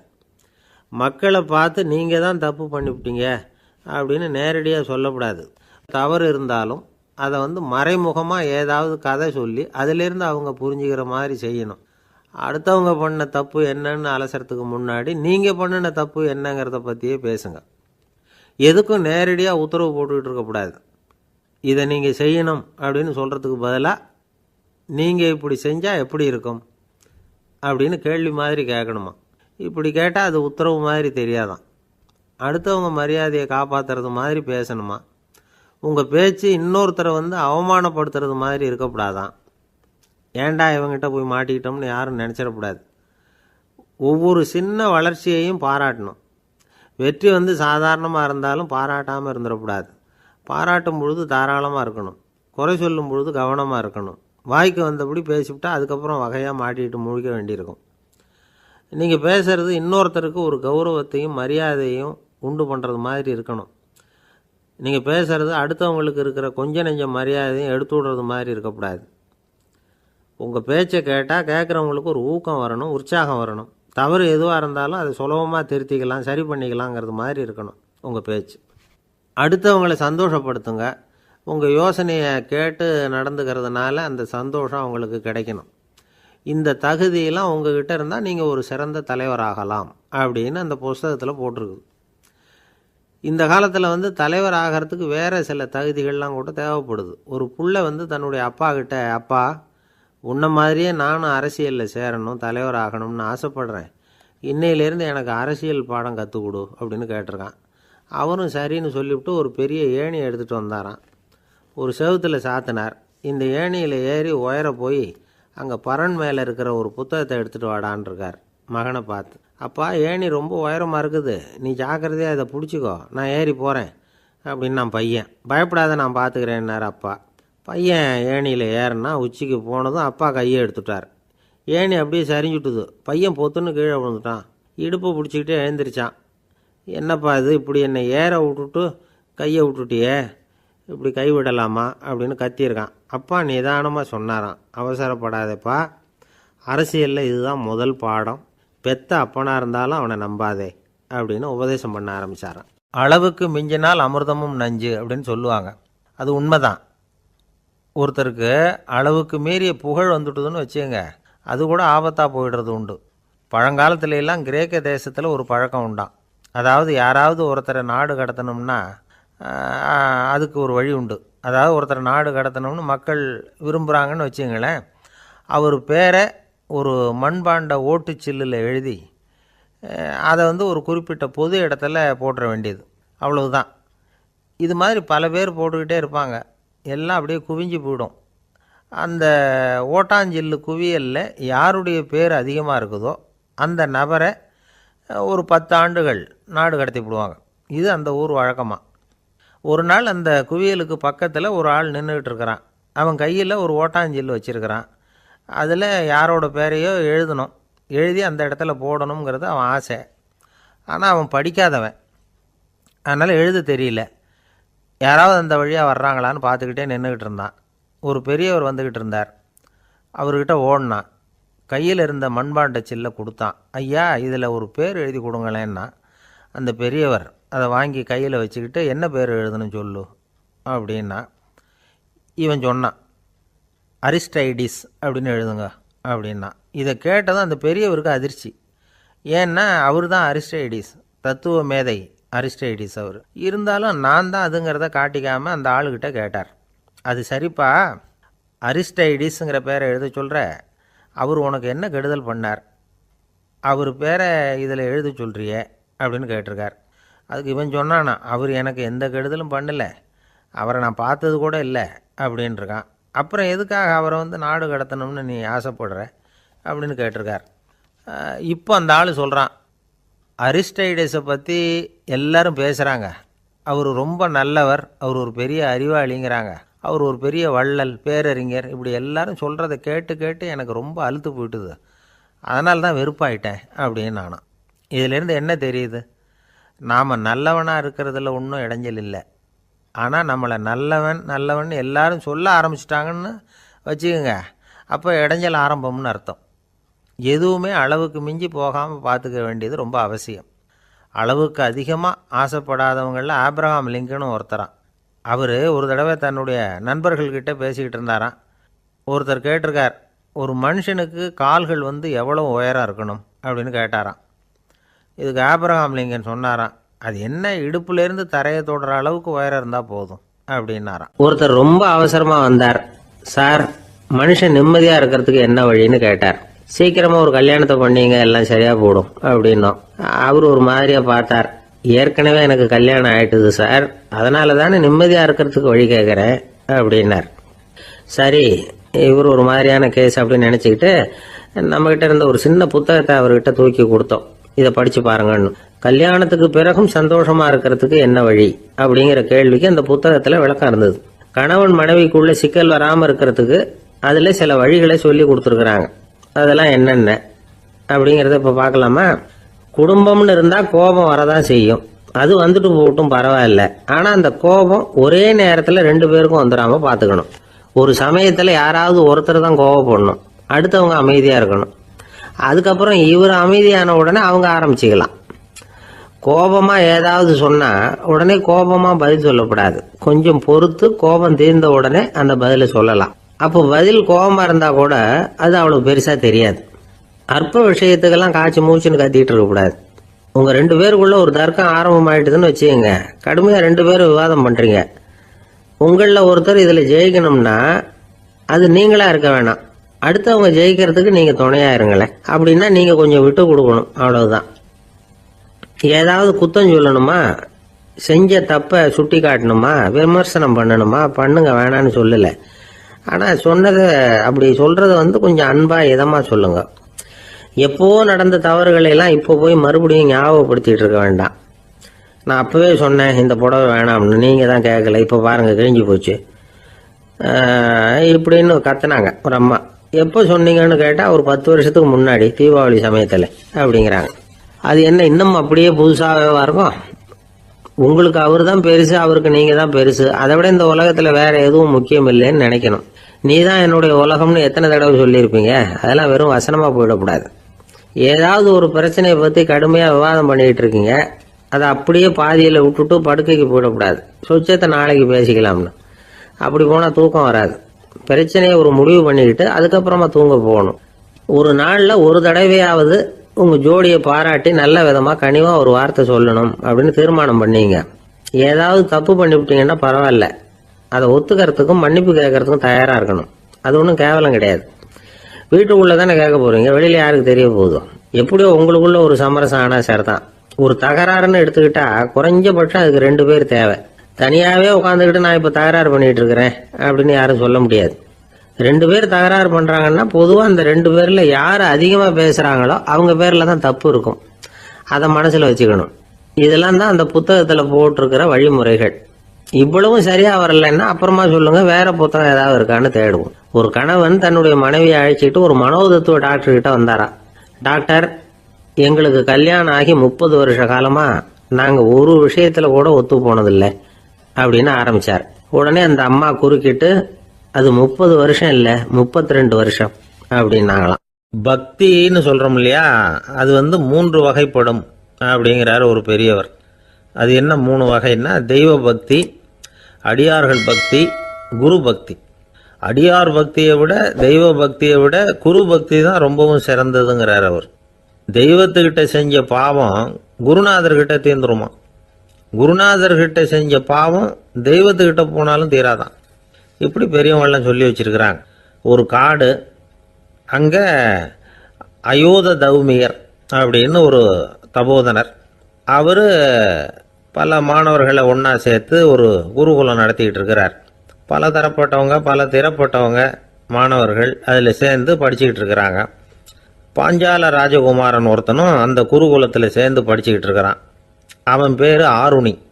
பெரிய இடத்து புள்ள, இருந்தாலும் படுப்பில் ரொம்ப கெட்டிக்காரனாக இருந்தான். அவன் தான் அங்கே முதல் மாணவன். ஒரு நாள் குருநாதர் அந்த அரசகுமாரனை கூப்பிட்டார். நம்ம குருகுலத்துக்கு சொந்தமான வயலில் தண்ணீர் பெருகி வெள்ளம் வந்து பயிரை வந்து அழிக்குதான், அதனால் நீ போய் மடையை அடைச்சிட்டு வந்துரு அப்படின்னார். அந்த அரசகுமாரன் உடனே புறப்பட்டான். குருநாதர் சொல்லிட்டார்ல, உடனே புறப்பட்டான். நான் பெரிய இடத்து பிள்ளையாச்சே, ராஜகுமாரனாச்சே, ரொம்ப செல்வாக்கூட வளர்ந்தவனாச்சே, நான் போய் வயலில் இறங்கி வேலை செய்கிறதா அப்படின்னுலாம் அவன் நினைக்கல. குருநாதர் கட்டளையை நிறைவேற்ற வேண்டியது நம்ம கடமை அப்படின்னு நினச்சான். உடனே ஒரு மண்வெட்டியை துவக்கி தோளில் வச்சுக்கிட்டு புறப்பட்டு போயிட்டான். வயலுக்கு போனான். பார்த்தான், தண்ணி கரையை உடச்சிக்கிட்டு வயலுக்குள்ளே ஏகமாக பாஞ்சிக்கிட்டு இருக்குது. இவன் மண்வெட்டியால் களிமண்ணை புல்லோடு சேர்த்து புல் பத்த மாதிரி வெட்டி வெட்டி போட்டான். இருந்தாலும் மடையை அடைக்க முடியல. தண்ணி அதை மீறி வந்துக்கிட்டே இருக்குது. தண்ணி வந்து வேகமாக வயலுக்குள்ளே போய்கிட்டே இருக்குது. போடுற பத்தையெல்லாம் கரைஞ்சி கரைஞ்சி போயிட்டுருக்கு. இருந்தாலும் இவன் தன்னுடைய முயற்சியை கைவிடலை. வெட்டி வெட்டி போட்டுக்கிட்டே இருக்கிறான். காலையில் அங்கே போனவன் சாயந்தரம் வரைக்கும் இப்படி செஞ்சுக்கிட்டு இருக்கிறான். உடம்பும் மனசும் ரொம்பவும் சோர்ந்து போச்சு. இருந்தாலும் குருநாதர் இட்ட கட்டளையை நிறைவேற்றாமல் இருக்கிறோமேங்கிற ஒரு குறை அவனுக்கு இருக்குது. குரு கட்டளையை நிறைவேற்றாத நான் வந்து இன்னமும் இருக்கணுமா அப்படின்னு யோசனை பண்ண ஆரம்பிச்சிட்டான். என்ன செய்யலாம்னு பார்த்தான். நம்ம குருநாதர் இட்ட பணிக்காக இந்த உடம்பையே தியாகம் பண்ணலாம் அப்படின்னு முடிவு பண்ணான். தண்ணி பாயுதில்ல, அதுக்கு குறுக்க விழுந்து அப்படியே மடையை அடைச்சிக்கிட்டு அப்படியே படுத்துட்டான். இது மற்றவங்களுக்கு தெரியாது. அன்னைக்கு ராத்திரி ஒரு விளக்கு முன்னாடி உட்காந்து குருநாதர் பிள்ளைங்களுக்கு பாடம் சொல்லி கொடுத்துக்கிட்டு இருக்கிறார். வரிசையில் இருக்கக்கூடிய ராஜகுமாரனை காணலை. நம்ம ஆருணி எங்கே போனா அப்படின்னு சொல்லி மற்ற மாணவர்களை விசாரித்தார். அவங்க சொன்னாங்க, சுவாமி அவன் காலையில் வயலுக்கு வந்து மடையை அடைக்கிறதுக்காக போனான், நீங்கள் தான் போக சொன்னீங்க, இன்னும் திரும்பி வரல அப்படின்னு அவர் பையன். குருநாதர் உடனே ஒரு தீவெட்டி எடுத்துக்கிட்டு மாணவர்களை அழைச்சிக்கிட்டு வயலுக்கு போனார். அங்கே போய் பார்த்தா ஆளை காணும். ஆருணி ஆருணின்னு சொல்லி சத்தம் போட்டு கூப்பிட்டு பார்க்குறார். நான் இங்கே இருக்கேன் குருநாதா அப்படின்னு காலுக்கு அடியிலேருந்து ஒரு சத்தம் வருது. குனிஞ்சு பார்த்தா அவன் மடையில் படுத்துருக்கிறான். என்னப்பா இதுன்னார். காலையிலேருந்து இந்த மடையை அடைச்சி பார்த்தேன் சுவாமி, முடியல, அதனால் இப்படி குறுக்க படுத்துட்டேன். என்னை தாண்டறதுக்கு பயந்து போய் தண்ணியே தேங்கி நின்றுட்டுது அப்படின்னா. அவனுடைய குரு பக்தியையும் அவனை தாண்டறதுக்கு அஞ்சு நிற்கிற தண்ணி தேக்கத்தையும் பார்த்துட்டு எல்லாரும் ரொம்ப ஆச்சரியப்பட்டு போயிட்டாங்களாம். ஆருணி எழுந்திரிச்சு வா அப்படின்னு கூப்பிட்டாரான் குருநாதர். அவன் தண்ணீரை பொழந்துக்கிட்டு எழுந்திரிச்சு வந்தானான். அதனால அவனுக்கு வந்து உத்தாலகன் அப்படின்னு ஒரு பேர். உத்தாலகன்னா தண்ணீரை பிளந்தவன் அர்த்தம். அந்த உத்தாலகன் மாதிரி இந்த காலத்து மாணவர்களுக்கும் குரு பக்தி வேணும் அப்படின்னு சொன்னோம் ஒரு பள்ளிக்கூடத்தில். உடனே நிறைய மாணவர்கள் எழுந்திரிச்சு நின்னாங்க. சார், நீங்கள் எங்களை வந்து இன்னமும் சரியாக புரிஞ்சுக்கலன்னு நினைக்கிறோம். அன்னைக்காவது ஒருத்தன் அப்படி இருந்தான், இன்னைக்கு ஏகப்பட்ட உத்தாலகர்கள் இருக்கிறோம். எங்கள் வாத்தியார் கட்டளை இட்டா இப்போவே அது மாதிரி வயலுக்கு போய் மடையில் குறுக்கப்படுத்துக்கிறதுக்கு இந்த வகுப்பில் உள்ள அத்தனை பேரும் தயாராக இருக்கிறோம் அப்படின்னாங்க. அப்படியா அப்படின்னு சொல்லி கேட்டோம் ரொம்ப சந்தோஷமாக. ஒருத்தன் ரொம்ப அடக்கமாக எழுந்திரிச்சான். அப்புறம் சொன்னான், ஆமாம் சார், வகுப்பில் வந்து இவர் நடத்துகிற பாடத்தை கேட்டுக்கிட்டு இருக்கிறத விட பேசாமல் போய் மடையில் படுத்துடுறது ஒன்றும் கஷ்டமான காரியமாக இருக்காது, அதனால தான் எல்லாரும் அங்கே போகிறேன்னு சொல்கிறோம் அப்படிங்கிறான். கங்கைக்கரை தோட்டம் பக்கத்தில் ஒரு ஆசிரமம், அங்கே ஒரு பெரியவர் தங்கி இருக்கிறார். அவர் தான் ராமகிருஷ்ண பரமஹம்சர். அந்த ஆசிரமம் இருந்த இடம் கரக்பூர். வங்காளத்தில் பொதுவாக எல்லாரும் மீன் சாப்பிட்றது உண்டு. கங்கையில் குளிச்சுட்டு கையில் ஒரு மீனோட வர்றது வழக்கம். இவர் இருக்கிற இடத்துக்கு கங்கையில் படகு வழியாக வரணும். அப்படி தான் எல்லாரும் வருவாங்க. வர்றவங்களை ஒன்று கூட்டி ஆன்மீக விஷயங்களை பற்றி பேசிக்கிட்டு இருப்பார். ஒவ்வொரு நாள் ஒவ்வொருத்தர் நகரத்துக்கு போகணும். வரும்பொழுது மீன் கொண்டுகிட்டு வரணும். அதுக்கு ஒரு அட்டவணையே உண்டு ஆசிரமத்தில். அது பிரகாரம் ஒரு நாள் சுவாமி யோகானந்தர் படகுல போனார். படகை செலுத்தினவங்க ராமகிருஷ்ணரையும் சுவாமி யோகானந்தரையும் மற்றவங்களையும் பித்தர்கள் அப்படின்னு சொல்லி ஏளனமாக பேசினாங்க. அவங்க என்ன பைத்தியம் பிடிச்சவங்க அப்படிங்கிறது மாதிரி. சுவாமி யோகானந்தருக்கு ரொம்ப மென்மையான இதயம். இவங்க இப்படி கண்ணாபின்னான்னு பேசுகிறத பார்த்தா மீனை வாங்கிட்டு திரும்புகிறப்போ என்ன நடக்குமோ அப்படிங்கிற பயம் வேற வந்துட்டுது அவருக்கு. அவ்வளவு மென்மையானவர். இதை தெரிஞ்சுக்கிட்ட ராமகிருஷ்ணர் யோகானந்தா இங்கே வா அப்படின்னு கூப்பிட்டார். இவர் கண்ணீரை தொடச்சிக்கிட்டே கிட்ட போனார். சொன்னார், ஐயா, படகு ஓட்டுறவங்க உங்களை பற்றி மோசமாக பேசுகிறாங்க. என்ன திட்டினா பரவாயில்ல, ஆனால் உங்களை அவங்க திட்டுறாங்க. அதை என்னால் தாங்கிக்க முடியல அப்படின்னார். இதை கேட்டதும் ராமகிருஷ்ணருக்கு கோபம் வந்துட்டு தான். என்னது, உன்னுடைய குருவை பற்றி அவங்க மோசமாக பேசும்பொழுது நீ சும்மா இருந்தியா? வெளியில் போ அப்படின்னு விட்டார். குரு நிந்தனை செய்கிறப்போ அதை கேட்டுக்கிட்டு சும்மா இருக்கலாமா? குரு நிந்தனையை கேட்டால் பாவம் இல்லையா? என்னை தூற்றும் போது அவங்க பாவம் செய்கிறாங்க. அதை கேட்டுக்கிட்டு நீ சும்மா இருந்தா நீயும் பாவம் செய்கிற அப்படின்னாராம். அடுத்த நாள் சுவாமி நிரஞ்சனானந்தர் போக வேண்டிய நாள். இவர் படகுல போகும்பொழுதும் அதே மாதிரி நடந்துதான். அவங்க மோசமாக பேச ஆரம்பித்தாங்க, திட்ட ஆரம்பித்தாங்க. அப்படி கேலி பண்ண ஒருத்தனை இவர் என்ன பண்ணார், பலார்னு கன்னத்தில் அரைஞ்சிட்டார். இன்னொருத்தனை கங்கையில் தூக்கி எறியறதுக்கும் தயாராகிட்டார். அதுக்கப்புறம் அவங்க யாரும் வாயை திறக்கலை. மீன் வாங்கிட்டு வர்றப்பவும் படகுல ஒரே அமைதி. அவ்வளவு பயம் அவங்களுக்கு. ராமகிருஷ்ணர் கூப்பிட்டு விசாரித்தார் என்ன நடந்ததுன்னு. இவர் சொன்னார், அவர் யோகானந்தா போகும்பொழுது என்ன நடந்ததோ அப்படியே தான் இப்பவும் நடந்தது. குரு நிந்தனை செய்கிறத கேட்டுக்கிட்டு நான் சும்மா இருப்பேனா? ஒருத்தனை அப்படியே அரைஞ்சுட்டேன், இன்னொருத்தனை ஆற்றுல தூக்கி போட்டுருவேன்னு பயமுறுத்தினேன், அவ்வளவுதான் அப்படின்னாராம். இப்பவும் ராமகிருஷ்ணருக்கு கோபம் வந்துட்டு தான். என்ன இது, அணியறது காஷாயம், இருக்கிறது ஆசிரமம், உனக்கு இவ்வளவு கோபம் வந்ததுன்னா அப்புறம் என்னத்துக்கு ஆசிரமத்தில் இருக்கணும்? பிரம்மச்சாரி எப்பவும் அமைதியாக இருக்கணும் அப்படின்னு அறிவுரை சொன்னாராம் ராமகிருஷ்ணர். அப்போ இவர் கேட்டாராம், ஏங்க அவருக்கு ஒரு விதமான அறிவுரை சொன்னீங்க, எனக்கு வேற விதமாக அறிவுரை சொல்றீங்க, இதில் எது உண்மை அப்படின்னு கேட்டிருக்கார். இதுக்கு ராமகிருஷ்ணர் சொன்ன பதில் என்னன்னா, அட அசடே, சக்கரத்தில் காற்று அதிகமாக இருந்தால் குறைக்கணும், குறைச்சலாக இருந்தால் கூட்டணும். அவன் சாது, அவனுக்கு அதிக உணர்ச்சி தேவை, உனக்கு படபடப்பு அதிகம், உனக்கு பொறுமை தேவை அப்படின்னாராம். இதில் உள்ள கருத்து என்னன்னா, கல்விங்கிறது எப்படின்னா அதை சூழ்நிலைக்கு தகுந்த மாதிரி கற்பிக்கணும். எல்லாருக்கும் ஒரே மாதிரி கற்பிக்கக்கூடாது. கேட்குற ஒரு தகுதி, புரிஞ்சுக்கிற திறமை, இதை பொறுத்து கல்வி அமையணும். ஆரம்ப காலத்தில் ஒரு குரு, அப்போ ஒரு சீடன் இருந்தான். அது வேடிக்கையான குரு, வேடிக்கையான சீடன். ஒரு ஆசிரமம். ஒரு நாள் ஒருத்தன் அவசரமாக அந்த குருவை தேடி வந்திருக்கிறான். என்ன விஷயம்னு விசாரிச்சார் குரு. உங்கள் சீடர் என்னை அடிச்சுட்டார் அப்படின்னு புகார் பண்ணானா அந்த ஆள்.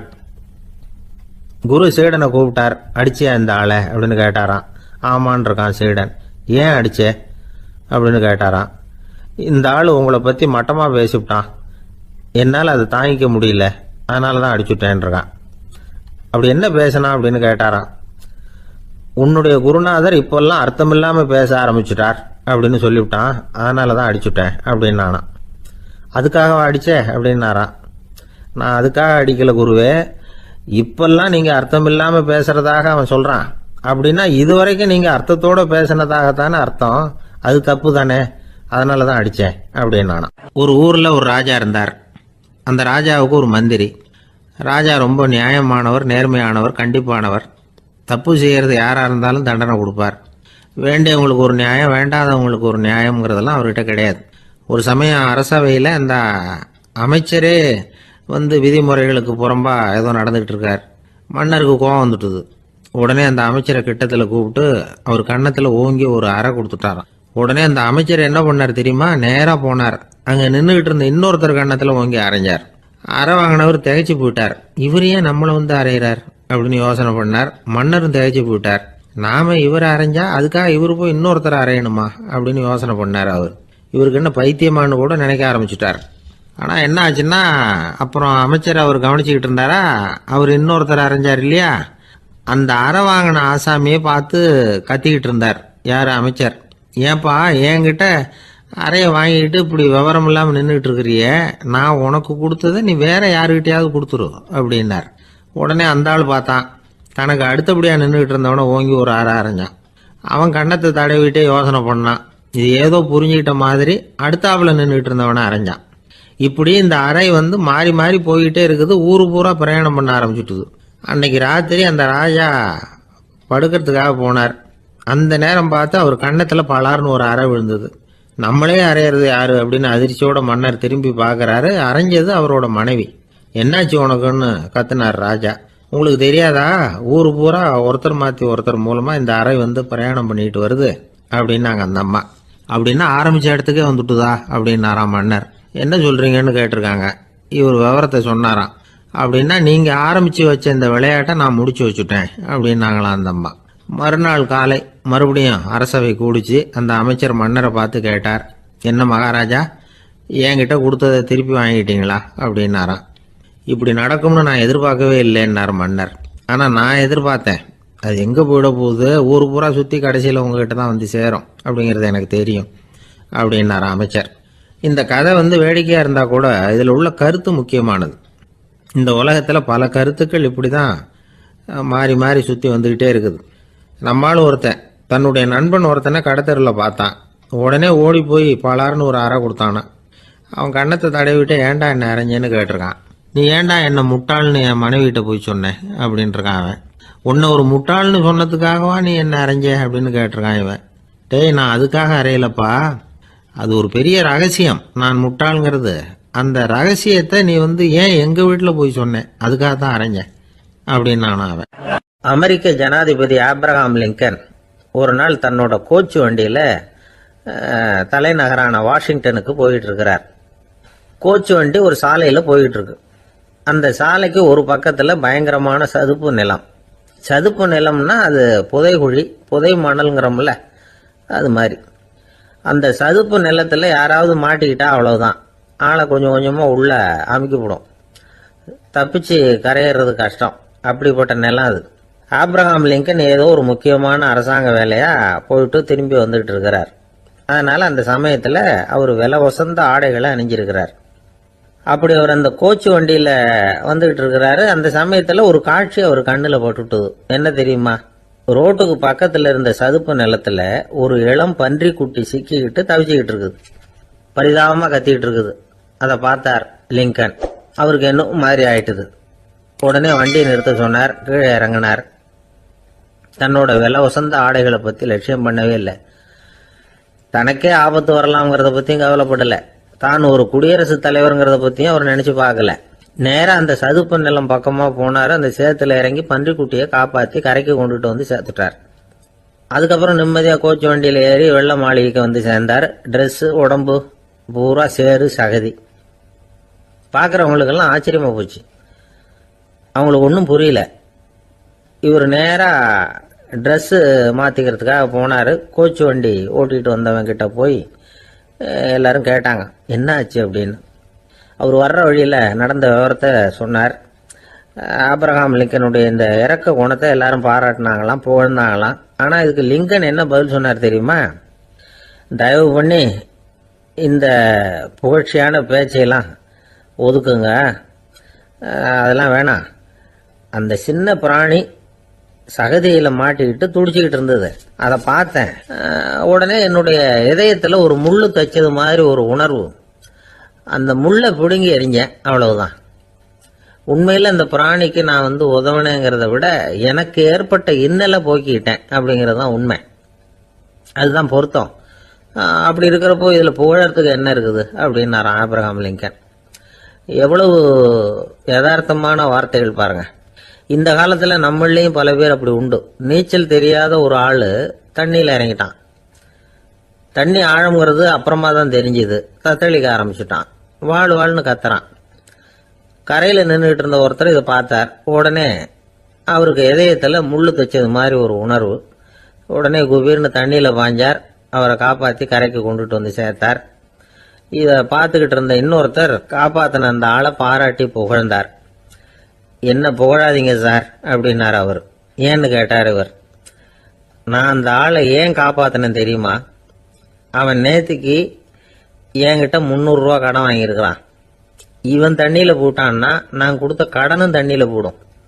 அதனால தான் விழுந்து காப்பாத்தினேன் அப்படின்னா அந்த ஆள். அள்ள அள்ள குறையாதது அட்சய பாத்திரம், அது நமக்கு தெரியும், கேள்விப்பட்டிருக்கிறோம். ஆனால் போட போட நிரம்பாத ஒரு பாத்திரம் உண்டு. அது என்ன தெரியுமா? நம்மள பல பேர்கிட்ட அந்த பாத்திரம் உண்டு. அதுதான் பேராசை அப்படிங்கிற பாத்திரம். அதை நிறைவு செய்யவே முடியாது. பேராசையை பற்றி சுஃபி இலக்கியத்தில் ஒரு பிரபலமான கதை உண்டாம். அதை ஒரு பெரியவர் எடுத்து சொல்லியிருக்கிறார். ஒரு மன்னர் நகர்வலம் போயிட்டு இருக்கார். ஒரு பிச்சைக்காரன் மன்னர் எதிரில் வர்றான். பிச்சை போடுங்கிறான். என்னுடைய அமைதியை கெடுக்காதே போங்கிறார் மன்னர். அவன் சிரிக்கிறான். அரசே, உங்களுடைய அமைதி கிடக்கூடிய நிலையில் இருந்தா அதுக்கு பேர் அமைதியே கிடையாது அப்படின்னு ஆனா. எதிரில் நிக்கிறது வெறும் பிச்சைக்காரன் இல்லை, யோகி அப்படிங்கிறத மன்னர் புரிஞ்சுக்கிட்டார். துறவியே, உங்களுக்கு என்ன வேணும்னாலும் கேளுங்க, கொடுக்குறேன்னாராம். அந்த துறவி மறுபடியும் சிரிக்கிறார். அரசே, உங்களால முடியாததையெல்லாம் கொடுக்க முடியும்னு சத்தியம் செய்யாதீங்க அப்படின்னார். மன்னருக்கு கோபம் வந்துட்டுது. என்ன இவர் இப்படி சொல்றாரு அப்படின்னு நினைச்சார். நகர்வலத்தை பாதியிலேயே நிறுத்தினார். வாங்க அரண்மனைக்குன்னார். துறவியை அழைச்சிக்கிட்டு அரண்மனைக்கு வந்துட்டார். துறவி தன்கிட்ட இருந்த பிச்சை பாத்திரத்தை நீட்டினார். இது நிறைய எனக்கு பொற்காசுகள் வேணும் அப்படின்னாராம். அவ்வளவுதானா, இது ஒரு பெரிய காரியமா அப்படின்னு கையை தட்டினாராம் மன்னர். ஒரு பெரிய தாம்பாளம் நிறைய பொற்காசுகள் சேர்ந்தது. அதை அள்ளி போட்டார். போட போட அந்த பிச்சை பாத்திரம் நிரம்பவே இல்லை. பொற்காசுகள் போட போட அவ்வளவையும் உள்ள வாங்கிக்கிட்டே இருக்குது. அரசாங்க கஜானாவே காலி ஆயிட்டுது. மூட்டை மூட்டையா பொற்காசுகளை கொட்டி பார்த்துட்டாங்க. அது முழுங்கிக்கிட்டே இருக்குது. கடைசி வரைக்கும் அந்த பிச்சை பாத்திரம் நிரம்பவே இல்லை. அரசர்கிட்ட இருந்த கர்வம் போயிட்டுது. அப்படியே பொத்துன்னு துறவி காலில் விழுந்தார். அப்போ அந்த துறவி சொன்னாராம், மன்னா, இந்த பிச்சை பாத்திரத்தை உங்களால மட்டும் இல்லை, வேற யாராலையும் நிரப்ப முடியாது. அதுக்கு என்ன காரணம்னா, இது சாதாரண பிச்சை பாத்திரம் இல்லை, பேராசைகளோட வாழ்ந்து செத்து போன ஒரு மனிதனின் மண்டை ஓடுது அப்படின்னாராம். பாருங்க, இதுதான் அந்த சுஃபி இலக்கிய கதை. செத்த பிறகும் நிறைவு இல்லைன்னா அது எப்பேற்பட்ட பேராசையா இருக்கும்னு யோசிச்சு பார்த்துங்க. நம்மளும் ஒருத்தர் கல்யாணம் பண்ணிக்க பொண்ணு பார்த்துக்கிட்டு இருந்தார். அழகு, அறிவு, படிப்பு எதுவும் தேவையில்லை, பணம் மட்டும் இருந்தா போதும் அப்படின்னு பார்க்கறவங்க கிட்ட எல்லாம் சொல்லி வச்சார். ரொம்ப நாளைக்கு அப்புறம் ஒரு பணக்காரர் கிடைச்சார். அவர் சொன்னார், இதை பாருங்க, எனக்கு 20 வயசுல ஒரு மகள், அவளை நீங்க கல்யாணம் பண்ணிக்கிட்டா 2 லட்சம் பணம் கொடுப்பேன். 25 வயசுல ஒரு பொண்ணு, அவளை கல்யாணம் பண்ணிக்கிட்டா 2.5 லட்சம் தருவேன். 30 வயசுல ஒரு பொண்ணு இருக்கா, அவளை கல்யாணம் பண்ணிக்கிட்டா 3 லட்சம் தருவேன். என்ன சொல்ற அப்படின்னாராம். இவன் கொஞ்ச நேரம் யோசிச்சு பார்த்துருக்கான். அதுக்கப்புறம் மெதுவா அவரை நிமிர்ந்து பார்த்து, ஏன் சார், உங்ககிட்ட 50 வயசுல ஏதாவது பொண்ணு இருக்கா அப்படின்னு கேட்டானா. ஒரு பெரியவர் உட்கார்ந்துருக்கிறார். அவரை சுத்தி அவருடைய தோழர்கள் உட்கார்ந்துருக்கிறாங்க. ஏதோ ஒரு முக்கியமான செய்தியை அவர் அவங்களுக்கு சொல்லிட்டு இருக்கிறார். அவங்களும் ஆர்வமா கேட்டுக்கிட்டு இருக்கிறாங்க. இந்த சமயத்துல யாரோ ஒரு ஆள் வேகமா அங்க வர்றார். வர்ற வேகத்திலேயே எனக்கு ஏதாவது உதவி செய்யுங்க அப்படின்னு கேட்டுக்கிட்டே வர்றார். கேட்கறது உதவி, ஆனா குரல் மிரட்டுறது மாதிரி இருக்கு, அதட்டி கேட்கறது மாதிரி இருக்கு. இதை கேட்டதும் அந்த பெரியவர் ஆத்திரப்படலை, ஆனா அவரை சுத்தி இருந்தவங்க ஆத்திரப்பட்டாங்க. இதை பெரியவர் கவனிச்சார். கொஞ்சம் அமைதியா இருங்கன்னார். வந்தவரை கூப்பிட்டார். அவருக்கு சில பொருள்களை கொடுத்தார். என்னங்க, இப்போ உங்களுக்கு மகிழ்ச்சி தானே அப்படின்னார். ஆ அப்படின்னு அலட்சியமா அவர் சொல்றார். நான் உங்களை நல்ல முறையில் நடத்தினேன்னா அப்படின்னு கேட்குறாரு அவர் மறுபடியும். அதெல்லாம் ஒன்றும் இல்லை அப்படின்னு சொல்லி அவர் சொல்லிட்டு இருக்கிறாரு. குரல்ல கடுமை குறையில. சுற்றி இருந்தவங்களால இதை பொறுத்துக்க முடியல. கோபத்தோடு அவரை நோக்கி நெருங்க ஆரம்பிச்சாங்க. பெரியவர் அவங்களையெல்லாம் தடுத்து நிறுத்தினார். வந்தவரை வாங்க என்னோட அப்படின்னு சொல்லி அழைச்சிட்டு போனார். வீட்டுக்கு போனார். அங்கே போனதும் இன்னும் சில பொருள்களை எடுத்து அவர்கிட்ட கொடுத்தார். இப்போ திருப்தி தானே, நான் உங்ககிட்ட நல்ல முறையில் நடந்துக்கிட்டேனா அப்படின்னார். அவர் முகம் இப்போதான் கொஞ்சம் மலர்ந்தது. ரொம்ப நன்றி, இறைவன் உங்கள் குடும்பத்துக்கு எல்லா நன்மைகளையும் செய்வான் அப்படின்னு சொன்னார். இதே வார்த்தைகளை என்னுடைய தோழர்கள்கிட்டே சொல்லிட்டீங்கன்னா அவங்க கோபம் தணிஞ்சிரும், வர முடியுமான்னார். கண்டிப்பாக வர்றேன் அப்படின்னாரு. மறுநாள் காலையில் அந்த இடத்துக்கு வந்தார். அதே மாதிரி சொல்லிவிட்டு அவர் போயிட்டார். தோழர்கள்லாம் ரொம்ப வியப்போடு பெரியவரை பார்த்தாங்க. அந்த பெரியவர் தான் நபிகள் நாயகம். அவர் சொன்னார், ஒருத்தன் ரொம்ப ஆசையாக ஒரு ஒட்டகத்தை வளர்த்துக்கிட்டு வந்தான். ஒரு நாள் அந்த ஒட்டகம் வந்து கயத்தை அறுத்துக்கிட்டு ஓடி போயிட்டுது. அக்கம் பக்கத்தில் இருக்கிறவங்கெல்லாம் அந்த ஒட்டகத்தை பிடிக்கிறதுக்கு முயற்சி பண்ணாங்க. அதை துரத்திக்கிட்டு ஓடினாங்க. ஒட்டகம் வந்து தாறுமாறாக ஓட ஆரம்பிச்சுது. இந்த சமயத்தில் ஒட்டகத்தை வளர்த்தவன் அங்கே ஓடி வந்தான். நீங்கள் அதை ஒன்றும் செய்ய வேணாம், விட்டுருங்க. அதோட சுபாவம் எனக்கு நல்லா தெரியும். அதை சுலபமாக என்னோட வழிக்கு கொண்டுட்டு வந்துட முடியும். நான் பார்த்துக்கிறேன், விட்டுருங்க அப்படின்னா. எல்லாரும் விலைக்கு போயிட்டாங்க. இவன் என்ன செஞ்சான் தெரியுமா? கொஞ்சம் புல்லை கையில் எடுத்துக்கிட்டு அந்த ஒட்டகத்தை நெருங்கினான். அவ்வளவுதான். அது ஓடி வந்து இவன் காலடியில் உட்காந்துக்கிட்டது. செல்லமாக அதை அப்படியே தடவி கொடுத்தான். முதுகில் ஏறி உட்காந்துக்கிட்டான். அது பாட்டுக்கு சாதுவாக நடந்து போகுது. இந்த கதையை நபிகள் நாயகம் தம்முடைய தோழர்களுக்கு சொல்றார். ஒட்டகத்தை மட்டும் இல்லை, சில மனிதர்களையும் கூட சில விதத்தில் அணுகிதான் அவர்களை வந்து சீர்திருத்த வேண்டியிருக்குது அப்படிங்கிறத அவங்களுக்கு உணர்த்தினார். இது ஒரு அழகான உளவியல் அணுகுமுறை. சில குடும்ப தலைவர்கள் கூட இந்த ஒட்டகம் மாதிரி நடந்துக்கிறது உண்டு. அப்புறம் அடங்கி போகிறதும் உண்டு. ஒரு குடும்ப தலைவர் காலையில் எழுந்திரிச்சதுலேருந்து சத்தம் போட்டு கத்திக்கிட்டு இருப்பார். பக்கத்தில் இருந்தவங்கெல்லாம் ஓடி போய் சமாதானம் பண்ணி பார்த்தாங்க. அவர் ஓயறது மாதிரி தெரியல. கடைசியில் அவர் மனைவி வந்தாங்க. நீங்கள் எல்லாம் விலகி போயிடுங்க, அவர் சுபாவம் எனக்கு தெரியும், நான் பார்த்துக்கிறேன் அப்படின்னாங்க. சரின்னு எல்லாரும் போயிட்டாங்க. சாயந்தரமாக வந்து பார்க்குறாங்க, அவர் சத்தம் இல்லாமல் ஒரு மூலையில் உட்காந்துருக்கிறார். ரொம்ப சாதுவா. ஆச்சரியமாக இருந்தது. என்னம்மா பண்ணீங்கன்னு கேட்டாங்க. அது ஒன்றும் இல்லைங்க, ஒரு வேளை சாப்பாட்டை நிறுத்தினேன், பட்னி போட்டேன், அவ்வளவுதான் அப்படின்னாங்க அந்த அம்மா. ஒருத்தர் ரொம்ப அவசரமாக போயிட்டு இருந்தார். எங்கே சார் போறீங்கன்னு கேட்டோம். எனக்கு வேண்டியப்பட்ட ஒருத்தருக்கு குழந்தை பிறந்திருக்கிறதாக செய்தி வந்திருக்கு, அதுதான் ஆஸ்பத்திரிக்கு போயிட்டு இருக்கேன், பார்த்துட்டு வரலாம்னு அப்படின்னார்.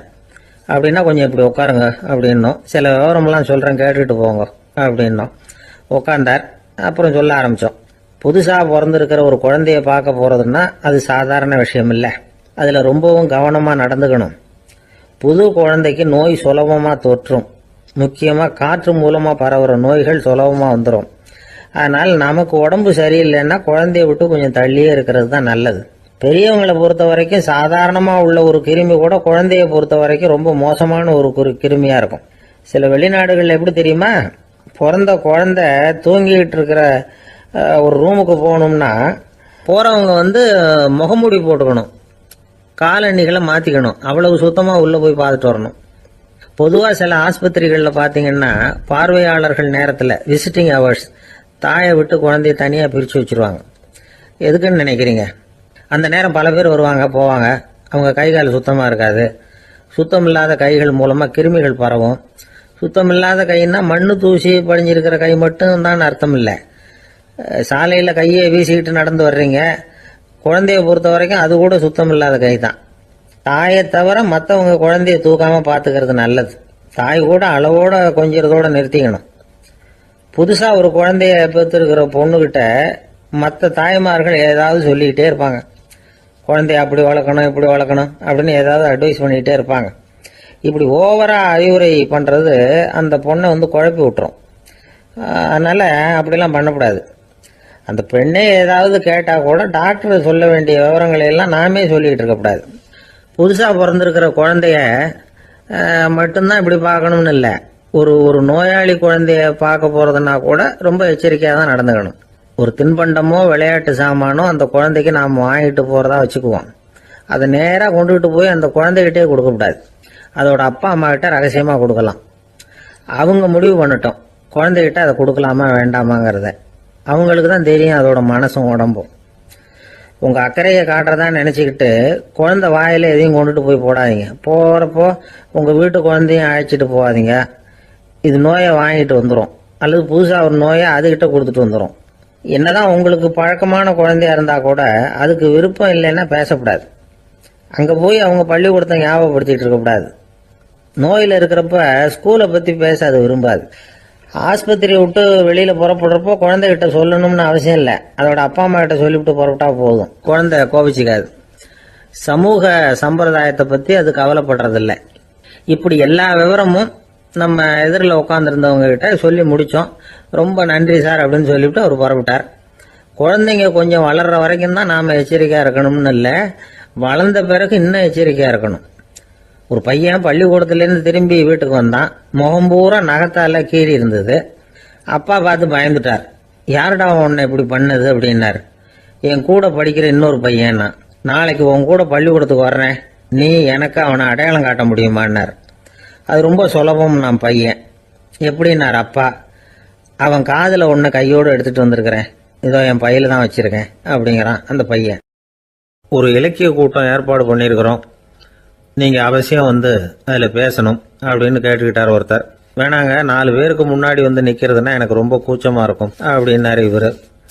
ஏன் சார் இன்னமும் குழந்தை மாதிரி கூச்சப்படுறீங்களே அப்படின்னார் அவர். அவரை ஒரு மாதிரியாக சமாளித்து அனுப்பி வச்சுட்டு அதுக்கப்புறம் அதை பற்றி இவர் யோசித்து பார்த்துருக்கார். சில நிபுணர்கள் எழுதியிருக்கிறத படித்தும் பார்த்துருக்கிறார். மனோதத்துவ நிபுணர்கள் என்ன சொல்கிறாங்க தெரியுமா? 10லேருந்து 20% குழந்தைகள் பிறக்கிறப்பவே கூச்ச சுபாவம் கொண்டதாக தான் இருக்குதான். ஒரு தாத்தா தன்னோட பேர பிள்ளைய ஆசையாக கூப்பிடுறார் விளையாட்டு காட்ட, அதை அழுதுகிட்டு ஓடி போகுது. ஒரு அம்மா தன்னோட பிள்ளைய பள்ளிக்கூடத்தில் சேர்க்கறதுக்காக கூப்பிட்டுக்கிட்டு போகிறாங்க. அந்த புள்ள அம்மாவோட முந்தானையில் ஒளிஞ்சிக்கிட்டு வெளில வரமாட்டேங்குது. இவங்களெல்லாம் எப்படி சமாளிக்கிறது?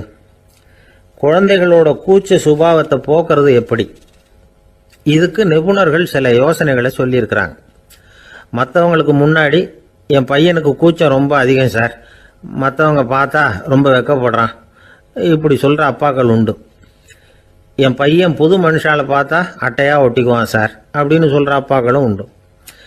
இப்படிலாம் குழந்தைகளுக்கு வந்து முத்திரை குத்துறது ரொம்ப தப்பான். புதுசாக யாராவது வீட்டுக்கு வந்தால் குழந்தை தானாக தன்னோட கூச்சத்தையும் பயத்தையும் போக்கிக்கிட்டு சகஜமாக மாறி வர்றதுக்கு வாய்ப்பு கொடுக்கணுமா. ஒரு கூட்டத்துக்கோ அல்லது சொந்தக்காரங்க கல்யாணத்துக்கோ குழந்தைய அழைச்சிட்டு போகிறீங்க, அங்கே போய் கட்டாயப்படுத்தி குழந்தைய மற்றவங்க கிட்ட பேச சொல்லக்கூடாது. சில சமயம் குழந்தை தானாக தன்னுடைய கூச்ச சுபாவத்தை விட்டு பேசுறதுக்கு முன் வந்தால் அதை பாராட்டணும். குழந்தை கலகலப்பு இல்லாமல் மௌனமாக இருந்ததுன்னா அதையும் கண்டுக்கக்கூடாது. குழந்தை பேச ஆரம்பித்தா அதை ஆர்வத்தோடு கவனிக்க தெரியணும். கலந்து உரையாடுற பழக்கத்தை வீட்லேயே ஆரம்பிக்கலாம். கேட்டதுக்கு பதில் சொல் அப்படின்னு நீங்கள் அதிகாரம் பண்ணிகிட்டு இருக்கக்கூடாது. அது வந்து குழந்தைக்கு பேசுகிற சந்தர்ப்பத்தை குறைச்சிருமா. இப்போ நாம் அதிகாரம் பண்ணால் கேலி செய்கிற பழக்கம் குழந்தைகளை வந்து ரொம்ப பாதிச்சிருமா. பெரியவங்களானதுக்கு அப்புறமும் சில பேர் கூச்சத்தோடவும் பயத்தோடவும் இருக்கிறதுக்கு இதுதான் காரணம். சின்ன வயசில் அவங்கெல்லாம் ஏதாவது கேலிக்கு ஆளாகி இருப்பாங்க.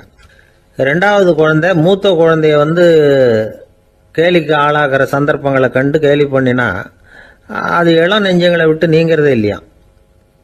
எப்பவும் குழந்தையோட நடை உடை பாவனைகளை பற்றி சொல்லிக்கிட்டே இருக்கக்கூடாதான். அதுவே கூச்ச சுபாவத்தை கொண்டுட்டு வந்துருமா. அப்பா எங்கேன்னு யாராவது கேட்டால் இது மாதிரி இன்ன காரியத்துக்காக வெளியில் போயிருக்கார், இத்தனை மணிக்கு திரும்பி வருவார் அப்படின்னு சொல்கிற அளவுக்கு குழந்தைகளை வந்து பழக்கப்படுத்தி வைக்கணும். ஃபோன்லேயே யாராவது விசாரித்தா கூட இது மாதிரி பதில் சொல்லு அப்படின்னு சொல்லணும். சின்ன சின்ன மீட்டிங்கில் 4 வார்த்தை பேச தயார் பண்ணலாம். ஒரு கடையிலையோ அல்லது ஹோட்டல்லையோ ஏதாவது விவரம் கேட்கணும்னா உங்கள் குழந்தைய தைரியமாக அனுப்புங்க. குழந்தைகள் பணிவாகவும் பொறுமையாகவும் விவரம் கேட்குறப்போ கூச்ச சுபாவம் தானாக போயிடும். சின்ன வயசுலேயே இப்படிலாம் பழக்கப்படுத்தினா தான் வருங்காலத்தில் தைரியமாக இந்த சமுதாயத்தில் வாழ முடியும். இல்லைன்னா 60 வயசுலேயும் அடுப்பங்கரையை விட்டு வெளில வர்றதுக்கு கூச்சப்பட்டுக்கிட்டு தான் இருக்க வேண்டியிருக்கும். இந்த காலத்து பிள்ளைங்க எவ்வளவோ பரவாயில்ல, எதுக்கும் தயங்குறதில்ல, கூச்சப்படுறதில்ல. ஒரு அம்மா அடுப்பங்கரையிலேருந்து சத்தம் போட்டாங்க, டேய் ராமு, தயவு பண்ணி அந்த டிவியை நிறுத்துறா, அந்த பெண்ணோட குரல் மகா மோசம், அடுப்பங்கரையில் இருக்கிற என்னாலேயே அதை சகிச்சிக்க முடியல அப்படின்னாங்களாம்.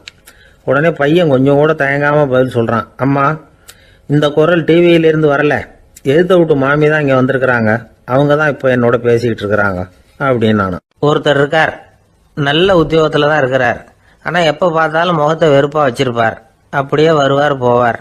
ஏன் சார் இப்படி இருக்கிறீங்க அப்படின்னு விசாரித்தோம். ஏன்டா இந்த வேலைக்கு வந்தோம்னு இருக்கு சார் அப்படின்னார்.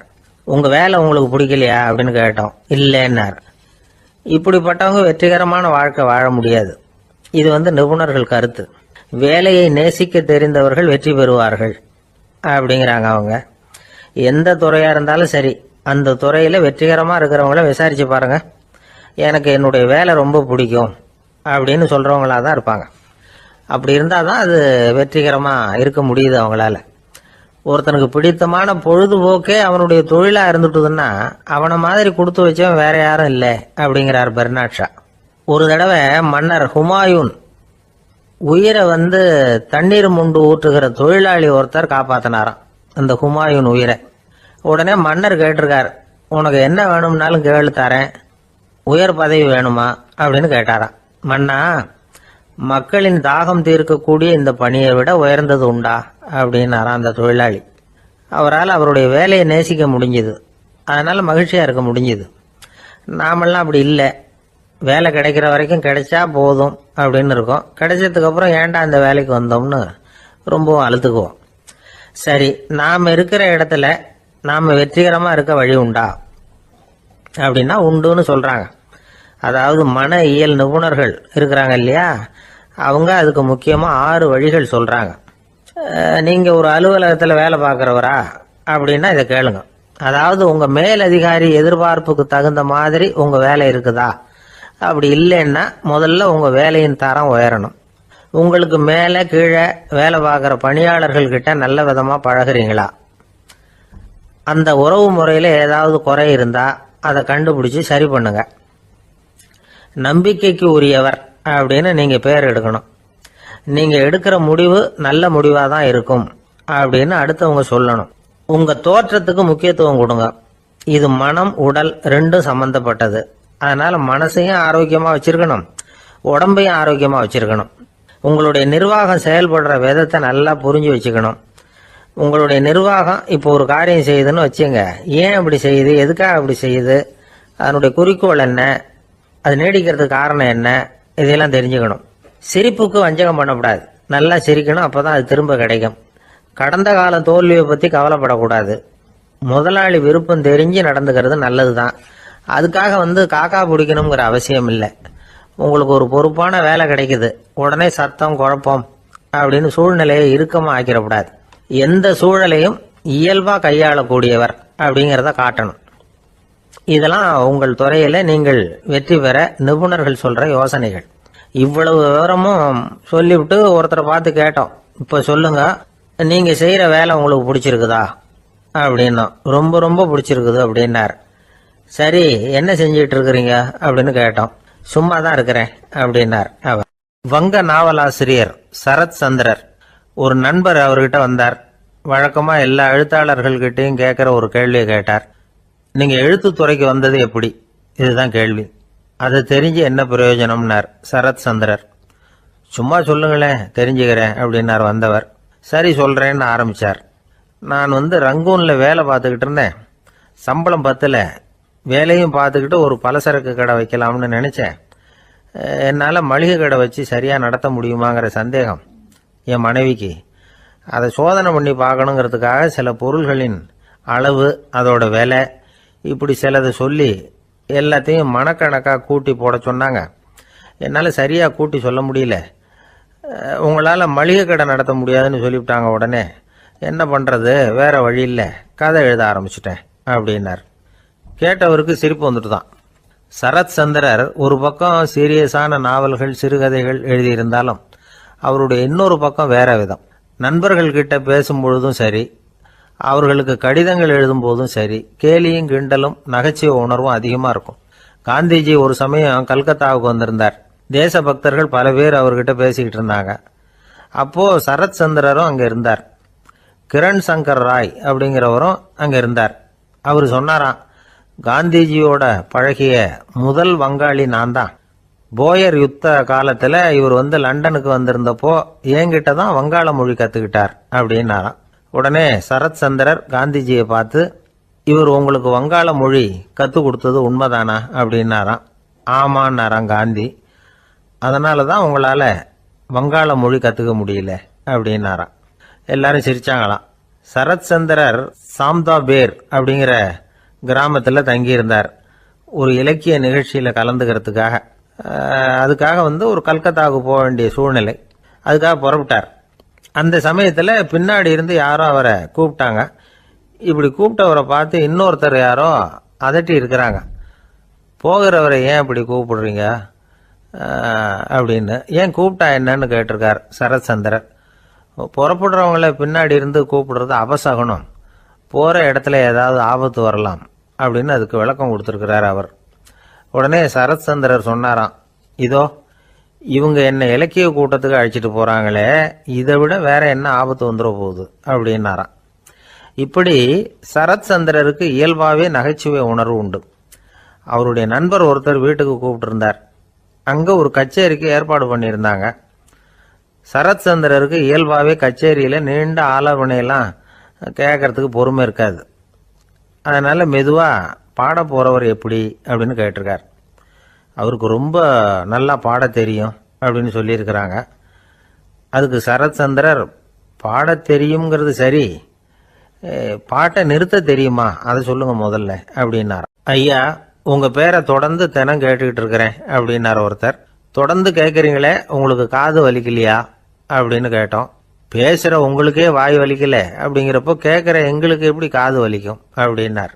நம்ம உடம்புல ஒரு அதிசயம் என்ன தெரியுமா? ரொம்ப நேரம் நாம் நடக்கிறோம்னு வச்சுக்கோங்க, கால் வலிக்கும். ரொம்ப நேரம் வேலை செஞ்சால் கை வலிக்கும், உடம்பு வலிக்கும். ரொம்ப நேரம் பார்த்துக்கிட்டே இருந்தால் கண்ணு வலிக்கும். ரொம்ப நேரம் பேசிக்கிட்டே இருந்தால் வாய் கூட வலிக்கும். ஆனால் ரொம்ப நேரம் கேட்டுக்கிட்டே இருக்கிறதுனால காது வலிக்கிறது இல்லை. அதனால் கேட்கறதுக்கு முக்கியத்துவம் கொடுத்தாங்க நம்ம பெரியவங்க. திருவள்ளுவர் தேவையில்லாமல் வார்த்தைகளை உபயோகப்படுத்த மாட்டார். ஒரு திருக்குறள்னு எடுத்துக்கிட்டாவே அதில் மொத்தம் 7 வார்த்தைகள், அவ்வளவுதான். அப்படி 7 வார்த்தைகள் மட்டுமே உள்ள ஒரு திருக்குறளில் வள்ளுவர் ஒரே வார்த்தையை 5 தடவை உபயோகப்படுத்தியிருக்கிறார், திரும்ப திரும்ப பயன்படுத்தியிருக்கிறார். அப்படின்னா அதை எந்த அளவுக்கு வலியுறுத்தி சொல்றார் அப்படிங்கிறத நாம புரிஞ்சுக்கணும். அது என்ன குறள்?